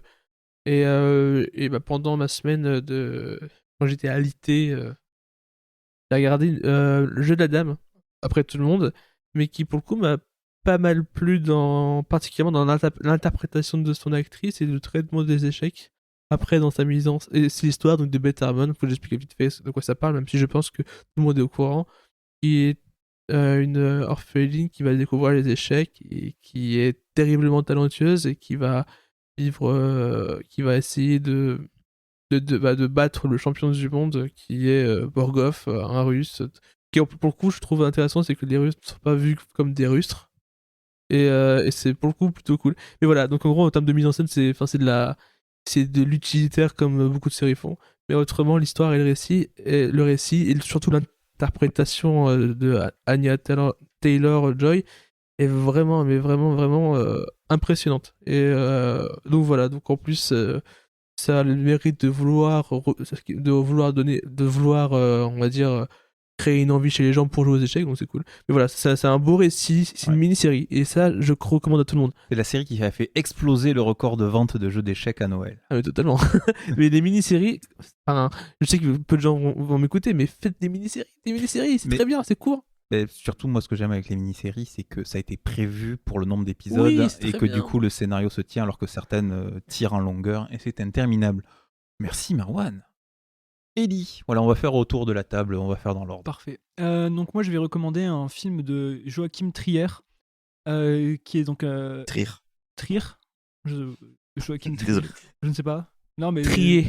Vu que c'est pas la même nationalité que Lars von Trier. C'est Trier, Hera est extrêmement fan, elle t'aurait hurlé dessus. Ah d'accord, bon bah...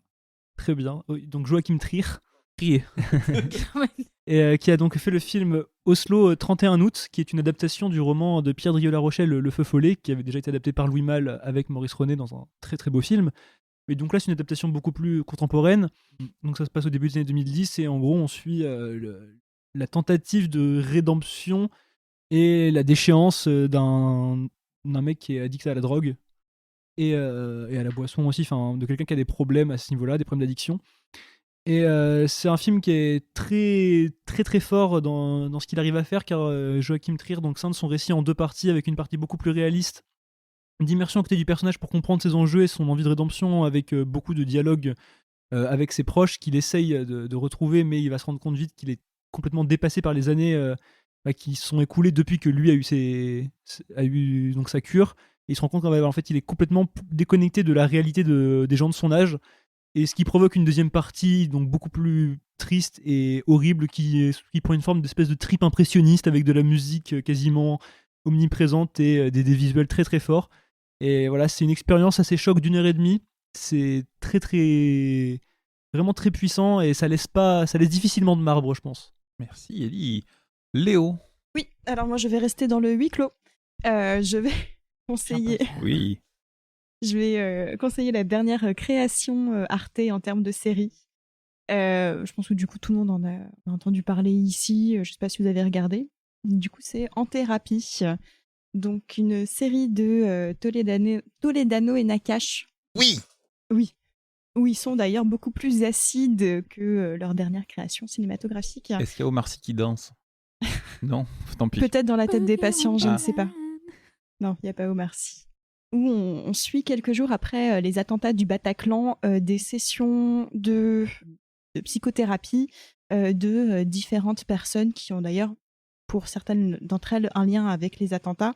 Et c'est écrit avec une telle finesse, c'est d'une intelligence incroyable, ça revient sur le fonctionnement de l'esprit humain, sur la société actuelle, sur tellement de choses. Les acteurs, ça leur laisse une place incroyable pour jouer, c'est une folie. La mise en scène est très simple, mais parfaite pour ce qu'elle a à dire. C'est plein de tout petits détails, de tout petits zooms, de plans avec ancrage, de champ contre champ bien pensés, de gros plans sur certains détails. Et ça se regarde tout seul. C'est 35 épisodes de 20 à 25 minutes. Non, de 25 minutes à une demi-heure. Et c'est génial. Mélanie Thierry, notamment, est franchement parfaite dedans. En Thérapie sur Arte. Et donc c'est gratos. Et tout est disponible, il y a 35 épisodes. Ouais, voilà, exactement. Je n'ai absolument pas vu cette série, c'est 35. pas vrai. C'est beau. 35. Mais ça se regarde tout seul. Non, vraiment. non, pourquoi pas, c'est juste que c'est ambitieux, 35 épisodes. Ah oui, c'est ambitieux, mais c'est ce qu'il faut. On continue le tour. Thierry. On parlait de huis clos, on parlait de gens enfermés dans leur tête, on va parler d'un Roumain. Waouh. Qui s'appelle Adrian Toffé. Donc Thierry est de gauche, hein, voilà. non. Alors, Vous ne le saviez pas. Je fais une annonce, parce que ça risque d'être assez récurrent. Je me suis remis à Hotbuster, donc attendez-vous à des trucs chelous maintenant toutes les semaines. Je vais vous parler d'un film qui s'appelle Be My Cat, A Film for Anne, donc réalisé et interprété par Adrian Toffé, qui est un found footage. Un found footage qui est un style que je n'aime pas beaucoup. Sauf que celui-là, il m'a beaucoup plu. Donc en gros, c'est l'histoire donc, de ce Parce réalisateur. que t'es perdu. Le found footage, t'es perdu. Trouvé, perdu. À part ça, il reste plus que 15 minutes, 10 minutes sur la mémoire. Found footage, faut le manger. C'est ça, qu'on n'aille pas me dire qu'après, il n'y a plus de place sur la carte mémoire. Et donc, en gros, voilà, donc c'est l'histoire donc, de ce réalisateur Adrian Toffé. Alors, je ne sais plus comment s'appelle son personnage, je ne suis pas certain qu'il se nomme réellement, qui a une obsession pour Anne Hathaway. Voilà, On comprend. il est absolument fan de Anne Hathaway. La femme de Shakespeare? Non, Ok. l'actrice américaine. Ok. Et parce qu'il l'a vu jouer dans The Dark Knight Rises et qu'il trouve que c'est une actrice brillante dans Ah. son costume de petit chat. Ah. Il le précise, hein, évidemment. Et du coup, il a envie de faire un film avec elle qui s'appellerait Be My Cat, où elle jouerait son chat. Mhm. Et du coup, on retrouve ce métrage où il a décidé en fait de convaincre Anne Hathaway de venir en Roumanie parce qu'il a peur de quitter son village. Il a une paranoïa avec ça, donc il veut pas. Donc en gros, il dit Anne Hathaway va venir à moi, mais vu que je sais pas comment l'aborder, je vais faire un film où je vais lui dire viens jouer avec moi. Donc on retrouve ce film, en gros, c'est le principal film, qui est donc une sorte de making-of de Be My Cat où il va faire des essais avec des actrices pour montrer à Anne Hathaway ce qu'il attend d'elle. Et donc il attend d'elle la perfection, il attend d'elle qu'elle soit exactement comme il Dans veut. Les Misérables. Et vu que les actrices ne correspondent pas à ce qu'il souhaite, il va se mettre à les mutiler, à les tuer, à... Et c'est d'une violence hallucinante. Genre, il reçoit une actrice qui, justement, est censée ressembler à Anne Hathaway quand elle arrive, alors que c'est une actrice relativement mince, et il lui fait tuer trop grosse, et donc, du coup, il décide de la mutiler pour lui retirer des bouts de ventre. Oh. Voilà, et évidemment, elle meurt dans le procédé. Et sauf que c'est montré, enfin, alors ça, c'est caché, enfin, le ventre de la fille est caché.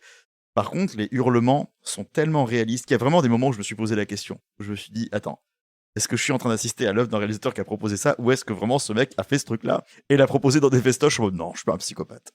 Parce que c'est tellement réaliste dans les cris, dans les meurtres. Il n'y a pas de moment où j'ai l'impression que ça dépassait son cadre. C'était extrêmement grinçant. J'ai assisté à un truc tellement malsain. C'est génial, voilà. Faut s'attendre à ça, mais si vous avez les tripes bien accrochés, regardez Be My Cat, le film Foreman sur Outbuster. Très bien, tu m'as terrorisé Yassa. Et vous ne regarderez plus Anne Hathaway de la même manière. Non. Yassa. Alors, franchement, moi, j'étais partie pour vous faire une reco de ce que j'avais vu ces derniers temps. Le Docteur Who. Oui, alors je vais vous parler de Doctor Who. Et gros troublant parce que je n'arrive pas à me rappeler. Je sais que j'ai regardé des trucs, mais mais quoi, mais Bon, ben merci vraiment Yassa, pas. du coup. Mais vraiment pas. Du coup, je me suis rabattue sur autre chose qui est une chaîne YouTube qui s'appelle SciPlay. Et en fait, c'est un monsieur qui fait des analyses de personnages, notamment Star Wars, Harry Potter, et surtout ces derniers temps, beaucoup Kaamelott. Et du coup, dimanche dernier, il a publié une vidéo d'une interview de Joël Sevilla qui joue le rôle de Dame Célie, donc la belle-mère d'Arthur, qui est absolument génial. Donc voilà, si Kaamelott vous manque, que vous avez besoin d'une petite dose, que vous avez besoin d'avoir d'autres avis que ce qu'on ressasse d'habitude, ben, allez voir SciPlay. Voilà. Merci Yassa. Après cette liste de lecture du jour, cette sélection très exigeante, moi j'ai voulu un peu décompresser un peu avec deux personnages enfermés. Avengers Endgame. Donc ce sont les personnages de Palm Springs qui sont dans une boucle On le fait temporelle, pas- mais on le fait pas la semaine prochaine. mais voilà, on en parlera la semaine D'accord. prochaine. D'accord. Donc je tease le prochain épisode Mais la surprise, les devinettes. Non. T'inquiète pas. quand même. Donc non, on va parler d'autre chose. Je vais parler série. Voilà. Là, c'est une série du coup que je vais mettre en lien avec les films du jour, puisque dans le film Une nuit à Miami, One Night in Miami, on parlait de Jim Brown, qui était joueur NFL. On a parlé de Malcolm et Marie avec John David Washington. Et si on alliait les deux, et si on parlait d'une série sur la NFL avec John David Washington, Oh. Ballers. Alors, John David Washington débutait. Ballers. Ben ouais, Ballers. Et ouais, des gens avec voilà, les gens de la balle, on va dire. Oui. Gentiment. Alors, John David Washington, il débutait à l'époque, il n'était pas très connu. La tête d'affiche, c'est Dwayne Johnson, The Rock. What? Ouais, qui joue un ancien joueur de NFL et qui se reconvertit en tant qu'agent de joueur. Et plus exactement en tant qu'investisseur, gestionnaire de fortune, si tu veux. Donc, c'est une série qui est terminée maintenant, elle est en Du 5 coup, il met des saisons. costards. Et il met des costards. Voilà. Donc, tu vois, et qui essaye de gérer les joueurs de foot américains qui se retrouvent avec des fortunes dingues qu'ils ne savent pas forcément gérer. À un moment, il y en a un qui adopte un lama, par exemple. Voilà. Serge le lama. Voilà, les mecs veulent investir dans des restos et donc lui, il les aide à gérer leur portefeuille, à gérer leur pognon parce que une fois que tu as fini ta carrière, ben, tu n'as pas les millions qui tombent tous les mois et du coup, ben, il faut épargner. Il faut, voilà, et ben, donc il Livret A. gère ce genre de truc. Et voilà, donc les premières saisons sont très bien. Là, il me manque la fin. Donc je ne sais Mais pas comment ce ça, que comment ça, il manque la fin? Parce que j'ai pas vu la fin, j'ai pas vu toute la série. Il y a 5 saisons, il y a ça. Voilà. Ah, d'accord, ok, non, mais. Voilà. autant pour moi. Il y a juste un seul truc. Dans le style, il y a peut-être un truc. Alors, les épisodes sont courts, ils font une demi-heure. C'est une série HBO. Mais il y a je trouve que les épisodes sont souvent coupés assez bruts à la fin. Souvent. Voilà. C'est le seul regret que j'ai, mais après, c'est sympathique. Voilà. C'est Ah, dans les c'est petites HBO, séries. ils devaient trouver un moyen d'être Voilà. subversif. Dans les petites séries que je d'un grignote, autre. voilà. Il y a Ballers. Ballers. Ballers. Pardon. Ou Bien. alors à la British, Ballers. Merci, cher Noctambule. Merci Marwan. Merci. Merci Léo. Merci. Merci Ellie. Merci. Merci Yassa. Thank you. Bon, j'espère qu'on te reverra hein, quand même. Ouais, enfin, ça dépendra du jour de l'enregistrement, mais ouais. On verra. T'as bien dit que c'était la nuit, hein, parce qu'elle a un pull loup-garou quand même. C'est ça, Werewolf. Oui, Werewolf. Et Thierry. Un grand merci à Anatawe pour son sacrifice. J'ai cru qu'elle allait me remercier, non, mais en même temps, bon. C'est Ah Anatawe, alors je pardonne. On va compter jusqu'à 3, on va le faire tous ensemble et ce sera totalement biscornu. 1, 2, 3. Merci Thomas. C'était tellement spontané, merci. Merci chers amis, et merci à vous chers spectateurs, et merci chers auditeurs d'avoir écouté jusqu'au bout. On se retrouve la semaine prochaine pour Palm Springs, et d'autres films, bien sûr, plus joyeux hein, et plus vivants, on verra, ou pas, ça sera la surprise. Oui, il y a ça. On ne regardera pas Dora, c'est pas parce que ça sort en DVD que... On l'a déjà fait dans l'émission. Lien en description. Voilà. Tout ça. Vous pouvez nous retrouver bien sûr sur votre application de podcast préférée, Apple Podcast, iTunes, Spotify, Podcast Addict, Castbox et tout ce que vous voulez. Retrouvez-nous également sur les réseaux sociaux, Twitter, Facebook, Instagram, @claac podcast, CLAAC podcast. Partagez l'épisode, commentez-le, même sur YouTube. Alors, on a 15 abonnés sur YouTube parce que c'est du podcast. Ouais, on a eu un commentaire et c'était pas une pub dégueulasse pour du Viagra. Donc merci. Donc donc tout ce qui est commentaires, partage, parlez-en autour de vous aussi parce que le bouche à oreille, c'est ce qui marche le mieux encore, hein, surtout en matière de podcast. Et enfin, écoutez, kiffez la life. Voilà, tout simplement. Oh, Kiffe ta laisse-moi life. kiffer la vibe avec mon mec. C'était très déplaisant. L'épisode spécial karaoké se profile. Mais le pire, c'est que quand j'étais à la fac, j'avais une manie avec mes potes, c'est qu'ils parlaient tranquillement et il y avait des phrases qui popaient et moi, ça me faisait démarrer des musiques dans ma tête et je chantais randomly comme ça. Voilà, ça faisait chier tout le monde, mais je kiffais trop. D'ailleurs, il y a de la musique dans Un Passant Pécho. Si on fait un live dessus, on le fera. On le fera. Il y aura de la musique dedans, on sera obligé de chanter. Tant que c'est pas Mamma Mia. Ah. On le mettra dans la boîte. Dans la boîte aux suggestions. En attendant, on se retrouve la semaine prochaine. Bisous, bisous, bisous. Bisous.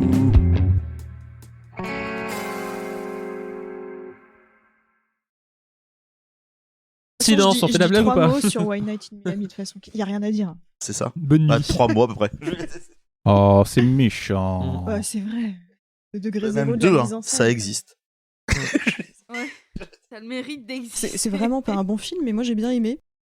Ah, pas mal. Heureusement que j'ai regardé Léo au même moment parce que Moi, j'étais choqué. Je me dis, mais en fait, elle est schizophrène, c'est officiel. Clac ruine la santé mentale des gens. Genre, juste avant, il dit, c'est le degré zéro du cinéma. Il fait, c'est pas un bon film, mais j'ai bien aimé. Il est très bien. Il est très très bien. Hein. Ouais, franchement, il est. Et celui-là, vraiment, en plus, il est très neutre dans le ton, tu peux le ressortir à toutes les sauces. Pour tous les films du monde, hein, vraiment. Alors. Ah, la méchanceté gratuite. Mais le son, il est hyper clean. Hein. Ouais. J'ai l'impression Thomas nettoie bien plus les pistes des samples que les pistes des épisodes. Oui, il y a un soin particulier à apporter au sample. C'est ça, écoutez, Chaque sample est une œuvre d'art à part entière. Ah, mais oui. Ya, schlaf. Très bon, ça. Mais ça c'est bien, tu vois, ça pourrait, enfin, bientôt, tu vois, comme les entreprises qui vendent leurs vidéos, c'est pour s'exporter. Tu vendras des banques de samples. C'est comme ça qu'on va se rémunérer. En financement participatif sur le site, on peut vendre des samples. Ouais. Attends. Ah là là là là. comédien, j'étais en mode acteur studio là, excuse-moi. Après, on a des dossiers sur les invités. Hein. On a des dossiers Oula. sur les invités. Quand je bois Contrex. Quand je bois Evian, elle redescend. Merci Neil. Incroyable. Il est génial. Alors je sais pas dans quel cadre il avait sorti ça, mais c'était Neil ça.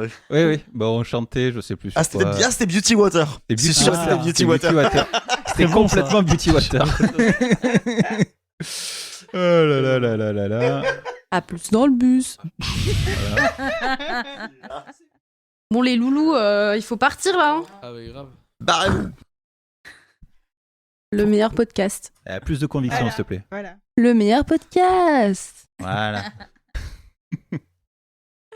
Ah, c'est bon ça. Voilà. Après, on a des classiques, mais ça, c'était avant. Voilà. Ça marchera toujours. Allez, je crois qu'on n'est pas trop mal.